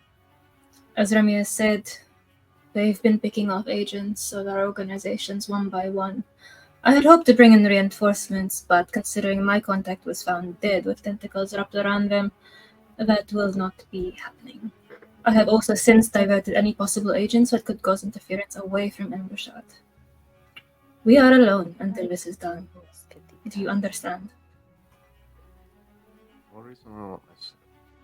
Toro proceeds to the carriage and opens it with a left hand behind his back, very formally, holds the door open for the party. Show for Toro. I love it. Grendel immediately just claps her and she goes, I feel like a princess! And she just skips over and she carefully, of course, just due to her size, she's very carefully gets in the carriage. And as she gets in the carriage, you just see it drop probably about half a fucking foot.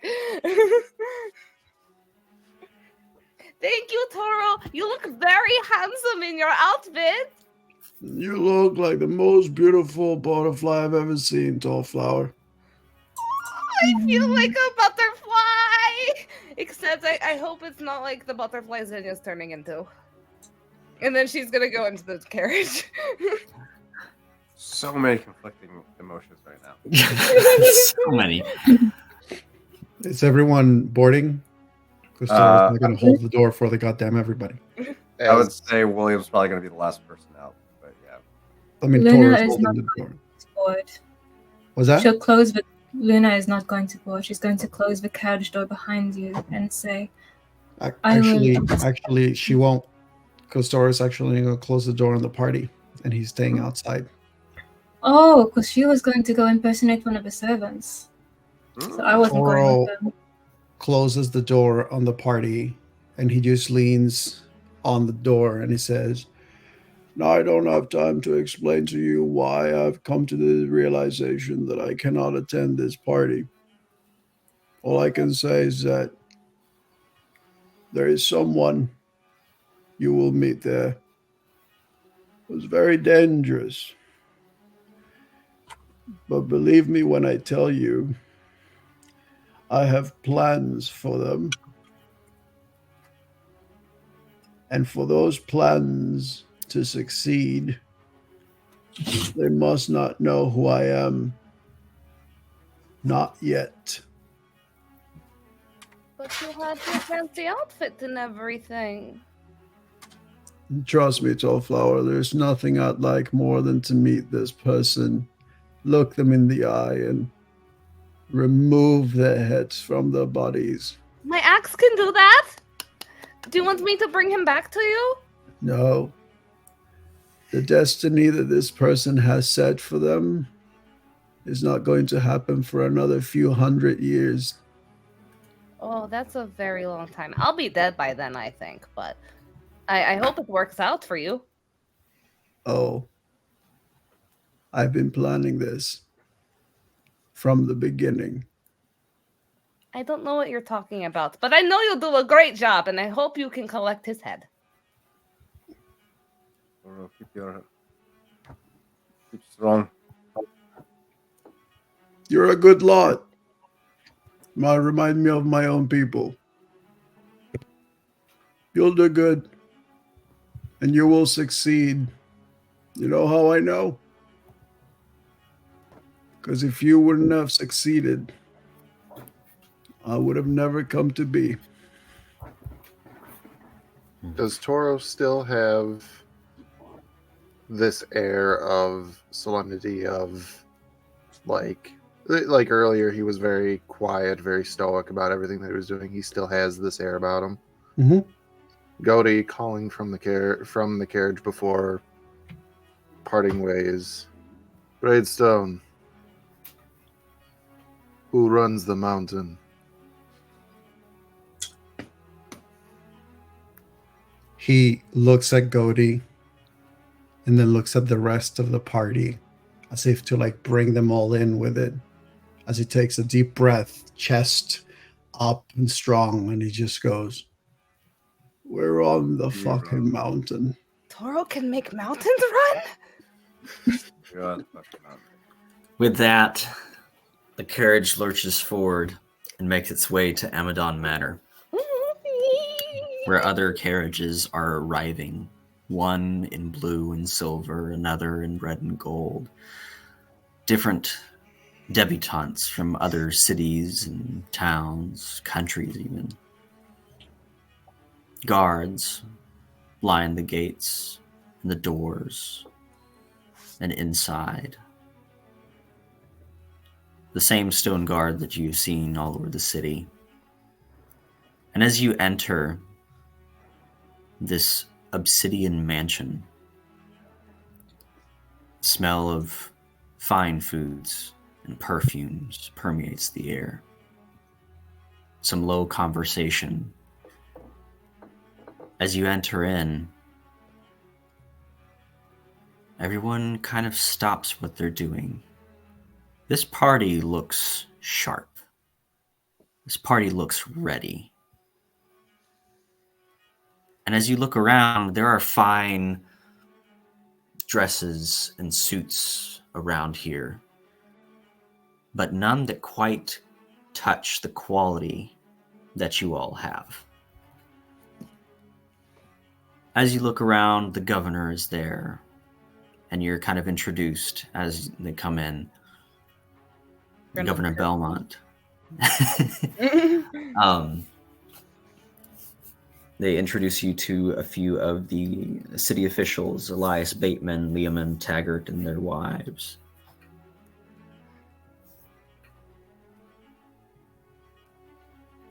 Abigail is talking with the governor, kind of turned facing away from you in a low black dress.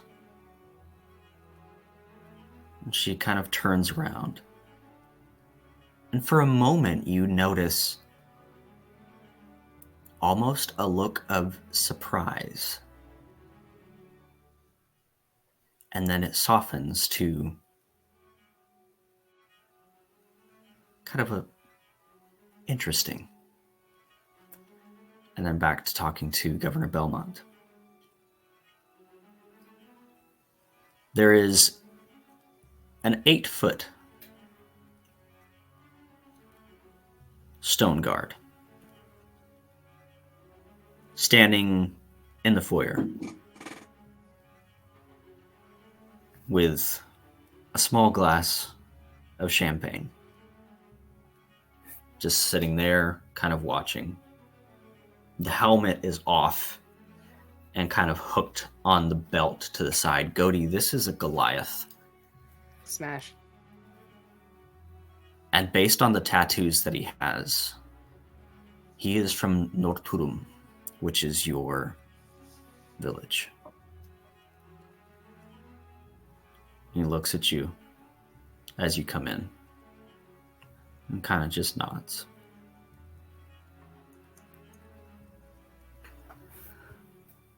Strickland comes around the corner. Excuse me, ladies and gentlemen, if I may have your attention, dinner is served. And as he says served, he makes eye contact with Xenia. And this pale elf almost goes sheet white. Looks over at Abigail. Xenia, you see this with your 27 perception, or was it 21? Whichever one it was. It's crazy. One. You see this interaction. And then he quickly turns on the heel and goes through the dining room.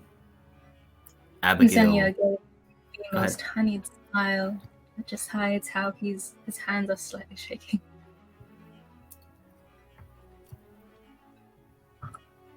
Behind you, as you were entering the dining hall,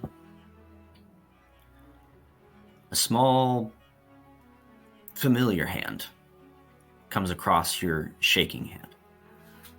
So, you have lost yourself again. At least there is food this time. And it is Fagin Amadon that has taken you by the hand. Don't worry. We are here for business and a good time. If you say so. As everyone sits, the banker is there, a few other citizens from the city. There is an empty chair on this table. Mm-hmm. Two more individuals come in later than everyone else. A baron and a duchess from a distant land known as Overo. As they enter, they're seated. They just kind of look around, begin to make conversation.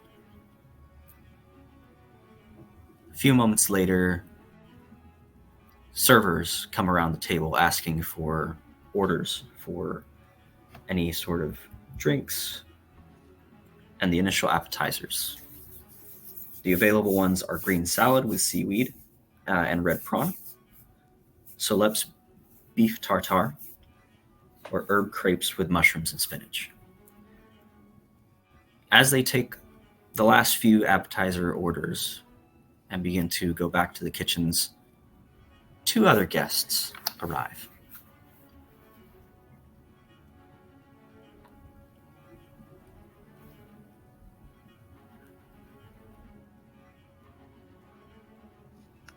One,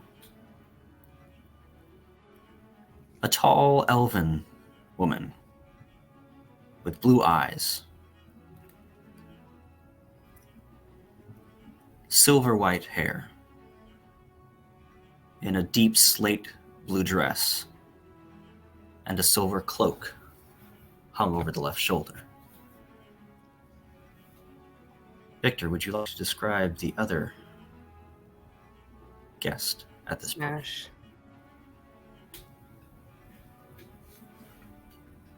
Sure. Accompanying this silver-haired woman, there is another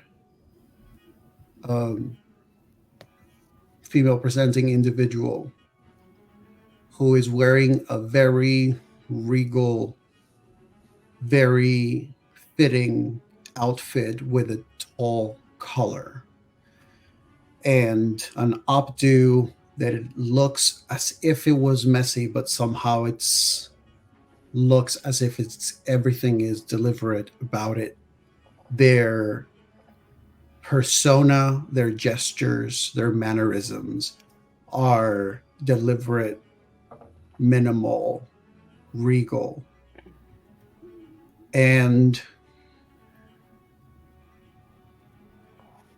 for the party and those who know, if you were to take just a quick glance and look back and forth, this person would have come across as, is that the person that I think it is? But you will probably notice, those who remember, the two different colored eyes of Harpin. This figure's eyes are the same colors, but reversed. Sibling? And to give you guys an idea, I'll put it on the Discord to give you the similarities of the two individuals.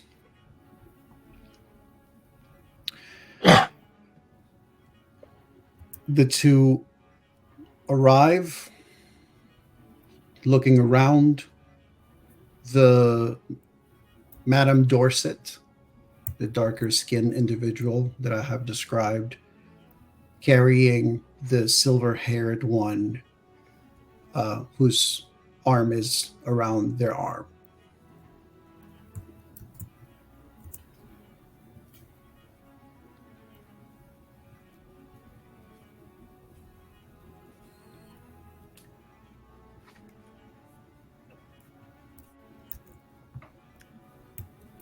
As they come around and are sat,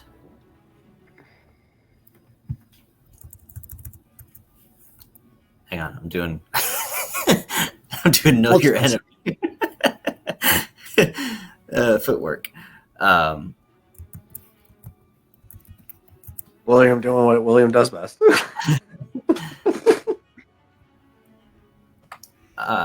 Someone I forgot to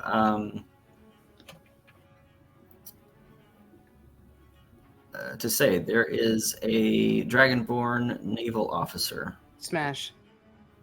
Captain Hamilton. Captain who? Captain Hamilton. Blue Dragonborn. I can Captain handle him. Senior Grendel, you're part of my crew, not his. This is a No, formal this is event, not. Taylor. Taylor, you take the Dragonborn, I'll take the giant. Let's go. The Goliath. My crew, not his. I couldn't help it. I'm sorry. Damn it. Traitor.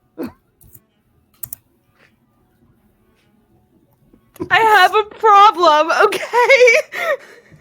He said Dragonborn. I'm just like, Daddy, yes. Check it, yeah. We can catch up later. As the Dragonborn is, or as the meal is being served, the order for the next course is coming up: smoked rothe brisket with potato fritter, sea bass couscous, or an almirage leg, and roasted potatoes. As those choices are being made around the table, Fagin. Question. Yes. Does the mentioning of this food make William hungry at all? Yes. Fuck! Because he's not going to be seated! This is What's the probably one of the matter, finest William? meals that you probably ever have, and you're missing out on it. Oh my William god, this all Dafoe. sounds so fucking good! So cool.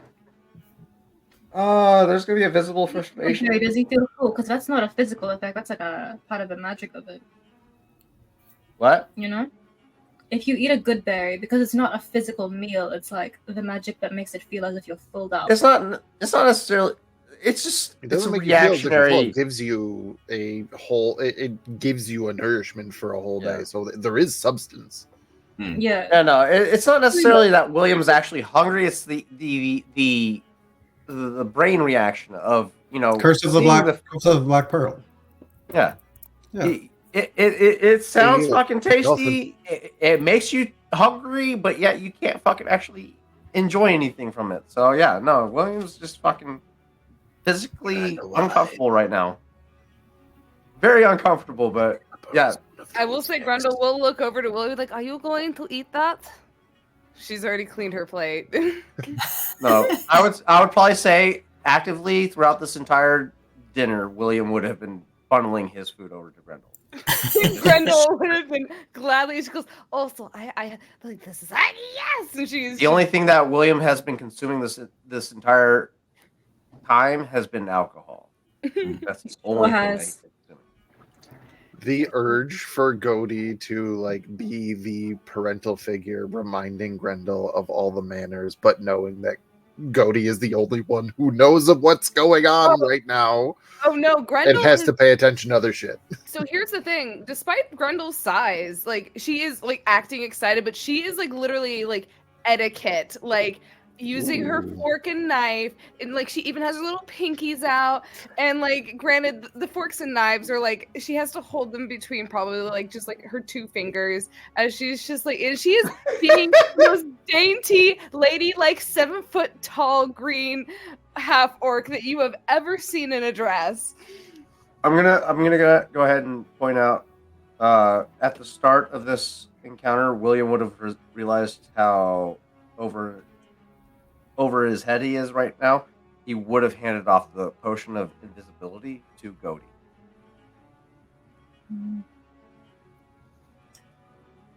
Because he does remember the plan that Godi needs to remember. Godi can't hear right now. Godi can slip away if we give him the opportunity to.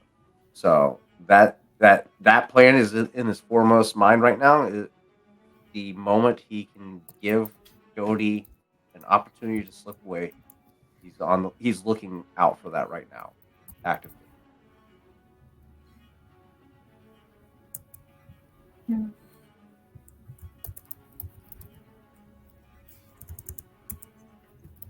Also, point of note, those of Kipin would have been dismissed and can be called upon whenever Xenia needs him to be, but he is not physically present in this encounter yet.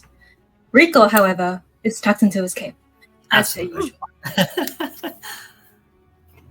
He's got a little green ribbon tied around his neck. So I would say seating position wise, to keep Godi off in the back of the mind of everybody, William would be positioned between both Xenia and Grendel.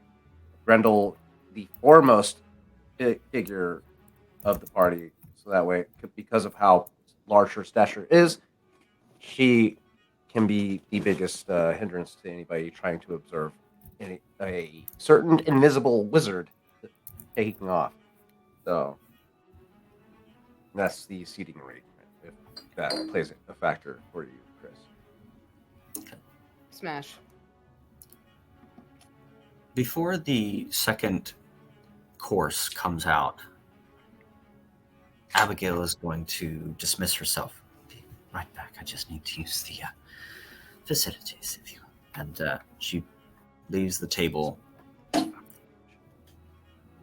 hate that one. Madame Dorset excuses herself too. Godi excuses himself. Lady Opal quickly grabs Madame Dorset's hand just gently. And you hear, "It's happening now." When nature calls. He gives a wink and grabs the hand that's been holding, kisses it, and excuses herself. Smash.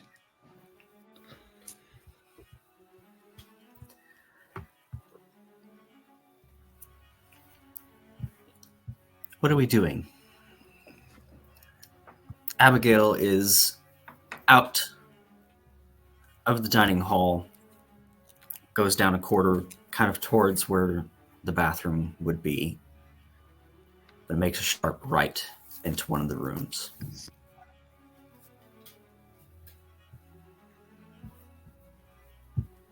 And for clarification, William would have told Gunny about the conversation he had with him. Killian saying that the earplugs only work for about 3 to 4 hours. So Xenia is going to cast Beast Sense on Rico and send Rico to scurry after them to eavesdrop. Technically, he's eavesdropping through Rico. Okay. He considered summoning a different beast, but summon beast and beast sense both require concentration, so I can't do that. I'll take whoever's here. Okay, so we've got ears with Rico. We've got Madame Dorset leaving the table as well, and Goaty leaving the table as well. Okay. As a precaution, after being told the earplugs only last for so long, Goaty would discreetly write on his left palm in runic, "Plug your ears."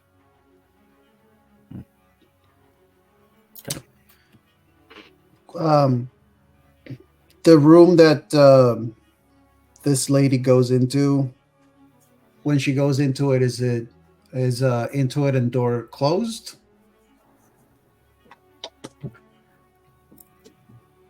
It is done fairly quickly, that there would be a gap.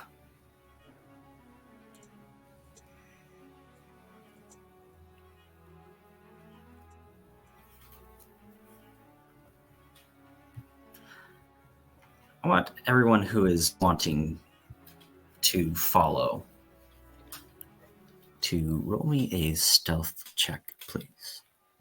Also, to remind everyone, you guys were given bardic inspiration. You have inspiration because you look so sharp. Because we nasty. I would like to announce to everyone, I wish I had this actual fucking suit. I'm going to point out that Madame Dorset actually isn't following to the room.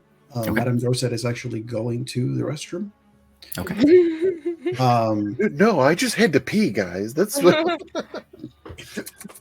Roll to courtesy flush. Goaty, regardless of whatever Madame Dorset does, that is not the point of his interest. The point of his interest is that Abigail excuse themselves. So Goaty would be following. Okay. I hate that woman so much. You said that we got inspiration because we look sharp? Yeah. Good. Using it much better. That is an 18. Yeah, you got invisibility for that. We might use that next. Because I'm not a focus of I'm gonna use that inspiration and roll a net 20 for 22 for Rico. Very good. Thank you, little mouse. He's a hamster thing. Oh no, he's not even a hamster. He's a chipmunk. Beg your pardon. Sorry, Rico. Further away in this large house, this is a small office, wood paneling walls. Strickland is inside. You can see just but a sliver. He's here. He's here. What is he doing here and in front of everyone? I don't know, Strickland. I don't know what any of them are doing right here. I played my part perfectly, Strickland, to the letter. I brought you a perfect specimen, and you fucked it all up. Our Lord will be very displeased. How dare you attempt to lecture me, Eldora? And do not kill me with your fanaticism. Greenport lies in ruins because of you. All you're doing is destroying. At least I'm trying to make the world better, to move it forward, even if I have to stitch it together myself. Vorak Baal be damned, a deceitful coward. Have you forgotten that it is Lord Vorak Baal that has given you your servants and samples? Our ritual to summon him is at hand, so I would adjust your faith accordingly, Strickland. Know your place in the court. I know my place very well, Aldora. You will be wise to not rely so heavily on your faith, this abyssal demon lord. She fixes her hair, straightens up, says, then who should I have faith in? Tell me, Strickland. He turns around. The one you should have always had faith in. The first son.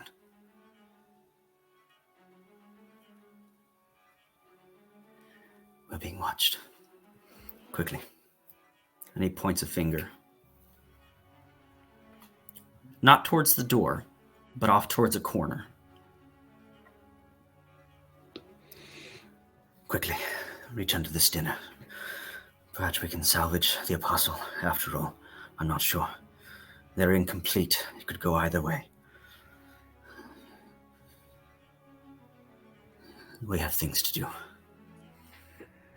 Indeed we do. And she turns and makes it for the door.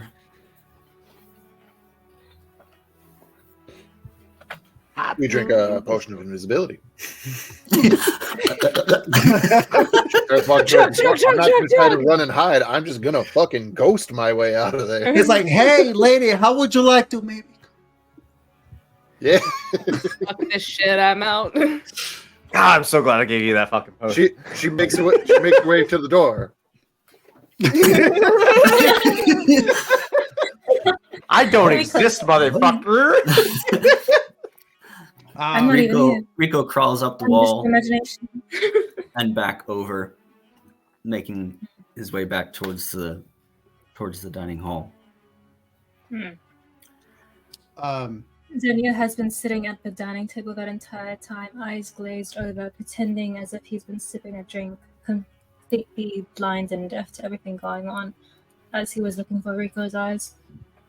I would say probably William, to draw attention away from Xenia, would be loudly flirting with Grendel and any other woman within proximity of him. At this point, business discussions have begun. There are different conversations going about. One across the table from you. The Duchess is a fair-skinned redhead, but not hair, not even close to what Grendel's is as far as red. But nonetheless, kind of talking with Lord Amadon and the Baron. Lord Amazon's asking the Baron like what he's like what he does, and they're from Overo, what's that like, that sort of thing. Why are they in Embershard? And the Baron goes, oh, we're just passing through, of course. Passing through. I've heard that your Embershard is one of the finest mines in the on this continent. So, of course, I had to come by and see it for myself on my way through to the capital. I'm actually on the Senate this year, representing Overo, which is all fine and good, but I'm more of... Yes. Hey, excuse me, mate. Yeah, how is a mine the finest of them all when it collapsed in on itself, right? I'm a little confused about that. Well,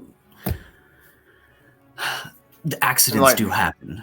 Yes, accidents do happen, I'm sure. But lives that would lost, be a good question for yeah. Lord Fagin. I'm industrious myself. That sort of thing. Absolutely, mate. Yeah, sounds good. I'll talk to him about that. Not so fine, is it? Well, I was hoping to have some sort of tour, and Fagin goes, no. Yeah, we'd love to go take a tour through a bunch of dead people's graves. Yeah, that sounds like a really jolly good time, mate. I can put flowers on them. It is That's too it. dangerous to go I'm- there. It's I'm in only great been a few company, right? weeks. Only a few weeks. Absolutely. We're still You guys cleaning are everything jolly up. good. All right, yeah. Let's talk about this mine that we got here. Yeah, yeah. How long has this mine been collapsed now? What, 3 what weeks? was 8 William? weeks? 8 months? Wait, I'm confused here. Gotten a lot I am of actually intention. more confused as to who exactly are you? in Oh, yeah. Hello, my name is paper? Grendel. Hi. Yeah. We're near in town, mate. Captain William. Oh, once upon a time. But this is me and my crew. Grendel, the lovely. I am Grendel Theolova. My parents sell their ale here. Yeah. So I So, thought that I would come you could- through. Yeah, you could thank her for the wonderful inebriations that you're sipping on tonight. Tell me, who are you? You bear a striking resemblance to somebody I once knew. He kind Quite of unlikely. do. But if you must know, since it appears you do not know my business, my name is Feeling- Dorset, Madam Dorset. It is a pleasure to meet you, Madame Doorstep. It is a pleasure to meet you as well, as it appears that the fabrics of my business make you look quite well. Oh, You're the one who made this fabric?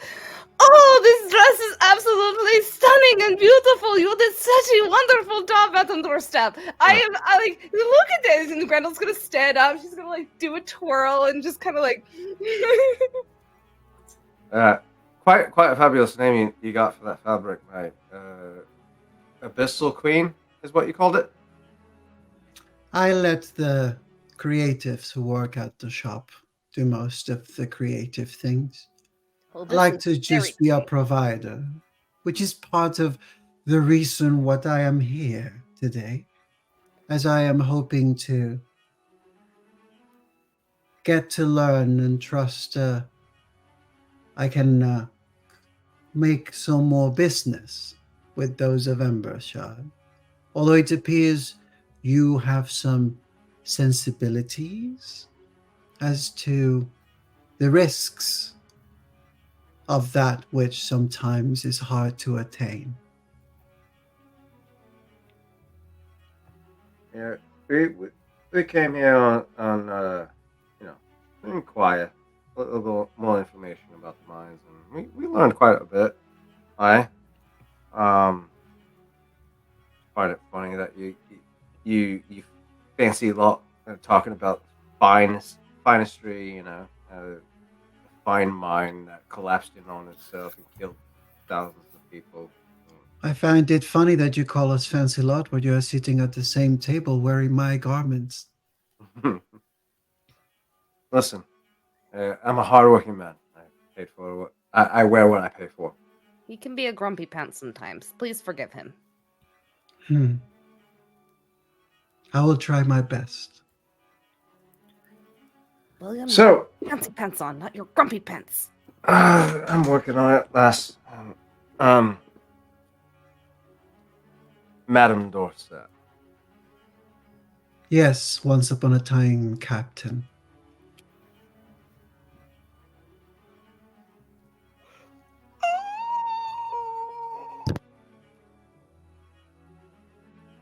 What business does a textile trader have with a mining city? I'm an Go ahead. investor. And those of the city have been kind enough to allow me to have a seat at this table to discuss further expansion, not just in textiles, but other business opportunities. Like vests? Like the mines, sweetie. Oh, okay. Well, you said investments and like you worked with textiles, so I figured you made vests out of them, and it could be a very lucrative sort of I don't know. I don't know anything about this thing. I need to ask my parents. You're doing great, Grendel. You're doing great. Thank you. All right. So you're an opportunist. I'll give you that. All right. Oh, I'm sorry. I believe I already answered the question. I think it is time for you to answer back in return. What am I doing here? What's your question? What brings you to this table? What is it that you seek here? I seek answers as to how a town can continue to move forward after the collapse of a mine that seemingly collapsed 3 weeks ago. Seemingly. We try to continue as best we can.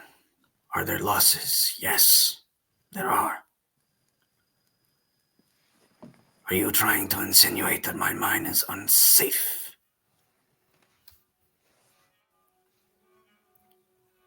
Because it is. It's a hard life. The very business of digging into the ground is dangerous. And those that work for me know this. Do I regret the lives lost? Yes. Have I made accommodations for all of their families? Yes.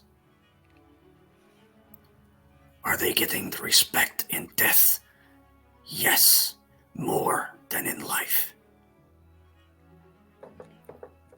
I will go above and beyond for each one of my citizens. So don't you dare. And he stands up. Talk to me like that in my house. We are here to discuss business and moving society forward into the light as we've always done. He sits down. You get my motives wrong, mate. You're mainly in the interests of the common people. All right, mate? The common people is the only reason that I am still alive. As he's talking, William's giving him a quick up and down. It is at this point where Xenia sort of jolts awake and says, puts a hand and taps twice on William's thigh to let him know something's coming and says, apologies, Captain, you know my condition. Narcolepsy. And sort of rightens himself. Takes a look at the table and notices the touch and say, is everything all right here? Yeah, just, causing a little stir. It seems they both order grumpy pants today, Xenia. Right. Vagon, is that correct, mate? Is that correct in my assumption? Yes, my name is Fagin. Lord Vagon. All right. Again, William the Great to some, Captain William Powell to others. Like I said, I'm here in the interest of the common people. As he's trying to talk this over, he's giving Fagon this quick once over, taking into account that Remy said he should be wearing a certain pendant that houses the Amber Paragon. Is he wearing that? When he stood up, in his leather vest, sewn into it is a yellow amber gem that glows ever so slightly. Okay. Not to draw attention to it, but he takes note of it. Are most of the guests still at the table at this time? When Xenia comes back to? Abigail has returned. to her seat. There's still one seat that is empty. Sorry. Two, sorry. One where Godi sat, and the one that has been empty since everyone sat down. Jody's seat would have been right next to you, Zenya. Okay. Considering most people are at this table, Xenia is going to just, with a gesture under the table, cast Detect Evil and Good in a space of 30 feet from me. That's a lot. So I will know if there's any aberrations, celestial elementals, fey, fiends, or undead within 30 feet, outside of William, of course. Okay. Similarly, I will know whether there is a place or object within this area that has been magically consecrated or desecrated. All of the above. So, Yes. Let's see. Fey, fiend, aberration, undead, Elemental, elemental. Okay. There is a fiend celestial. sitting across from you. Who is Fucking that? what? The Baron, as he's kind of twirling his hair, talking to the Duchess, just kind of. He's not perturbed by the conversation that William's been having with Aegon and Dorset this whole time. He doesn't give a shit about you at all. I mean, samesies, but yeah. I would like to cast Frostbite on William for that burn.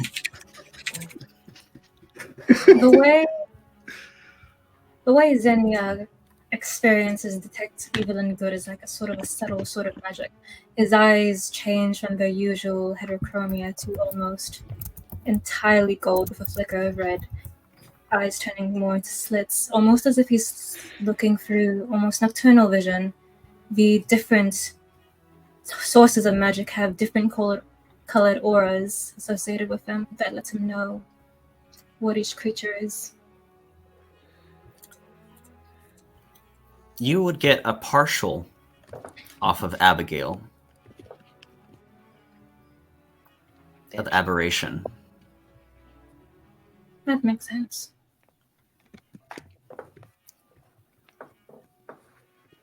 And William- another as Strickland comes from the kitchens with more food, putting it in front of people. Ooh, this looks delicious! That makes sense. Fully Question. aberration. Fully aberration Strickland. Strickland? Yep. Okay.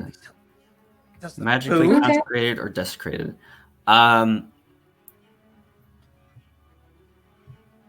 Down by the floor, you're on the very edge of it.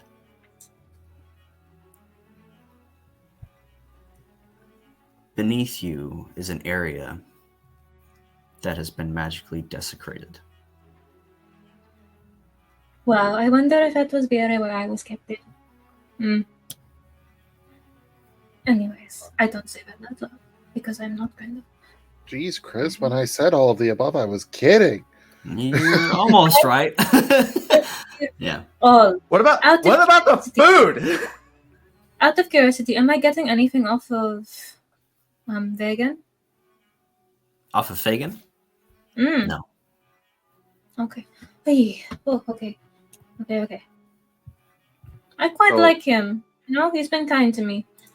So to like distract from Xenia's crying, William would have, basically acted like a union rep, just like inquiring into why you think it's okay to continue just weeks after a massive critical failure within your own mining company to ensure the safety of people, so on and so forth. Just like, do you think that the continuance of business after such a devastating scenario is good practice? He's basically doing a moral of ethics questionnaire for him. The mine has been shut down. No one in, no one out. The only people that I allow in are those that are retrieving bodies for families. No business, no shipments to Greenport for their blacksmiths, no lumber is being sent anywhere. The city, its exports are done. The only shops in operation should be ones that are necessity for the city to continue for the rest of the hundreds of thousands of people in my city. I assure you, every step is being taken to assure that it does not happen again, and that we are paying the proper respects. It's all good and well, mate. That being said, as a representative of the sovereign's interests, you wouldn't be opposed to me conducting my own investigation into your mines and seeing that it is suitable for continuation of business then. And I suppose that you would have proof of this title of yours, yes? Once upon a time, Captain. I could, muster up my credentials. Oh, please do. I'll have to run back to my quarters back at the tavern to go get that for you. But if you don't mind, would you produce some sort of credentials yourself, proving that you have the sovereign's interest in mind as well? I suppose that Fagon can also speak on my behalf, considering the fact that this is not the first time that I have seen that this day. Madame Dorset comes to my business dinners every year and is one of the finest business people, has invested very much in this city, and she is most welcome anytime. Of course, perhaps we have not passed your moral test yet for you to consider us human enough to understand the sufferings of those who have to labor to keep a town like this running. It's not whether or not my judgment of your morality in question, is whether or not the judgment of the sovereign's, or the sovereign's judgment of your morality is in question. I'm just here. I'm curious, Captain. What station did you serve, and what was the name of your ship? Ooh. You want to know about my past? All right. I suppose it would be in the sovereign's interest for all of us to know, those who wield them and represent them.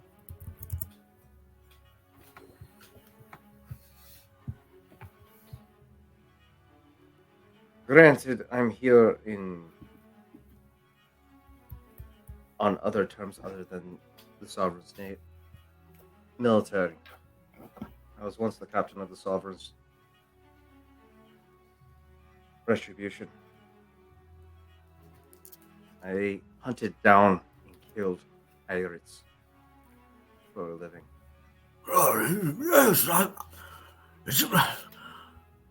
what did you say your name was? And that's the Blue Dragonborn. Powell, was it? Captain Powell. You know, I believe I've heard of you before. It's a damn shame. Damn shame what they did to you. Yeah. Now I serve the sovereign in another capacity. Yeah. Quite right, yes, of course. So, what do you think of this smoked rathia brisket? Yeah, it's quite delicious. Smells exquisite, man. Yes, It's absolutely amazing. Grendel has already eaten William's portion. So, Madam Dorset, it's clear that my reputation does kind of precede me a little bit, but I'll be more than happy to procure my documents at a later date. For I'll now, be waiting. we can continue just with our pre-interview. I love getting to know people. It's one of my favorite things.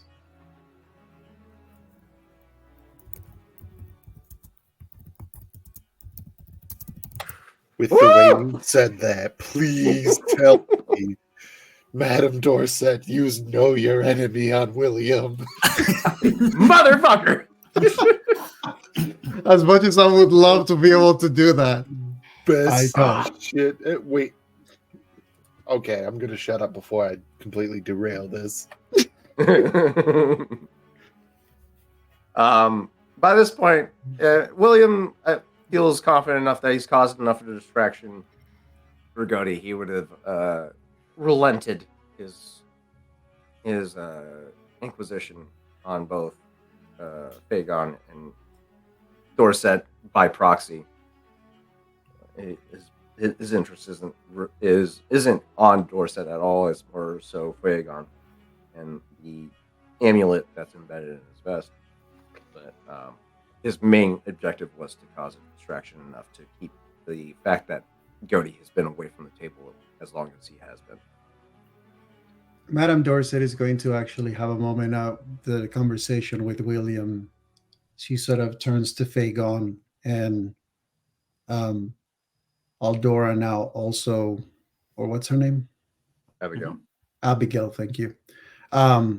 Abigail at the table as well, as he just turns to Fagon as well and gesturing toward Abigail, she says, perhaps it would be of benefit if you would be okay, Fagon, for your assistant here and myself to use your study for negotiations somewhere private, as you can imagine. Some of my propositions, especially in the level of coin, I do not feel as comfortable having to address it with new guests present. Yes, of course. I'm sure the banker would very much like to do that with you as well. Perhaps after dessert is served, we can adjourn to somewhere a little bit more private, away from prying ears that would be interested in perhaps taking over your propositions. I will say, upon Grendel taking notice of Abigail, the one who took her best, one of her friends, and disappeared, Grendel is kind of actively smacking William's leg, just being like, "It's this bitch." Yeah, William would have been throughout this entirety holding onto your hand, trying to assure you that he knows the situation. But he is trying to distract from both that and one of our friends currently absent from the table. So Grendel is squeezing your actively hand, shaking in rage, almost but she is still kind of above table. She's still just kind of eating her food, but it's very hard for anyone to not notice that Grendel is trying not to eye this bitch down. Speaking of situation, Xenia would have chosen the Almira leg, by the way, and he's actually holding it up to cover his mouth as he's leaning in to say something into William's ear, sort of mid-bite, sort of mitigate what they're saying, and he's going to pass on to William. They have no idea why we are here. We don't understand what our motives are. We are confused. I think it would be in our best interest to keep it so.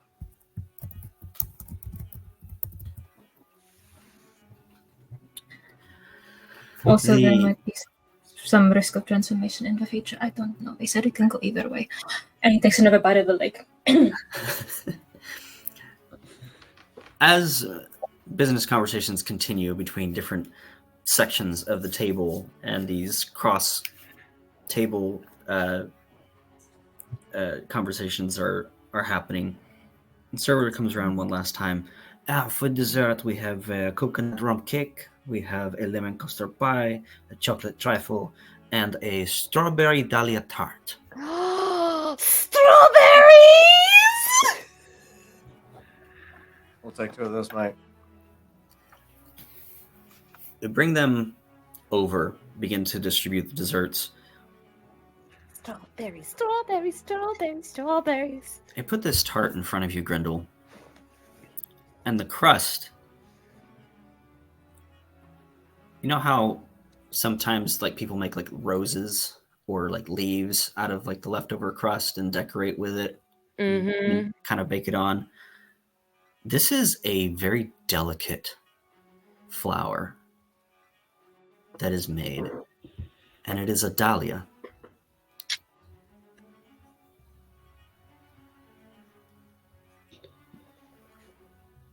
Roll me a history check. Okay. Okay. I'm intrigued and a little terrified. Okay. I am. Xenia, how long does your detect good and evil last? 10 minutes. 10 minutes. It's up, man. I It's see. up. We're good. All right, so that is a 12 on the history check. Okay. It's pretty. It's pretty. Pop it in your mouth and move on with it. This is a delicious strawberry tart, and it reminds Do you. I know what that means? What's that? I also ordered a strawberry tart. This is one of the most delicious strawberry tarts you've ever had. Amazing. And this tastes like when you were a kid and the summer solstice party would happen and you would get a strawberry tart with an iced treat. Oh. For a moment, it flashes in your memory. You're toddling with this strawberry tart. Hand raised high. And you're going along with this.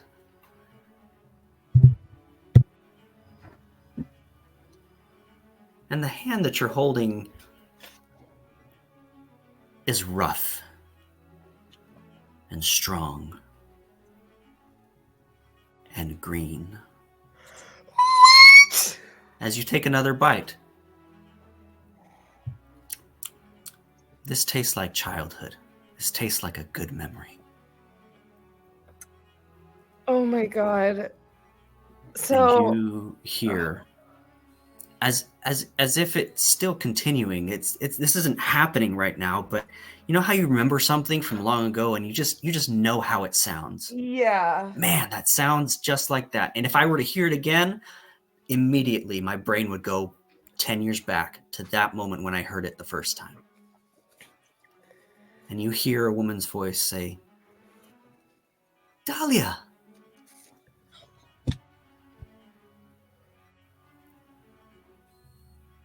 And that's where we're going to end our session tonight. Motherfucker. You Chris. motherfucker. Thank you, everyone, for coming in, saying hi, hanging out. It's super late, so we're going to get out of here. You guys have a great, fantastic week, and we'll see you next time on To Be Diced and Tales of Vardin.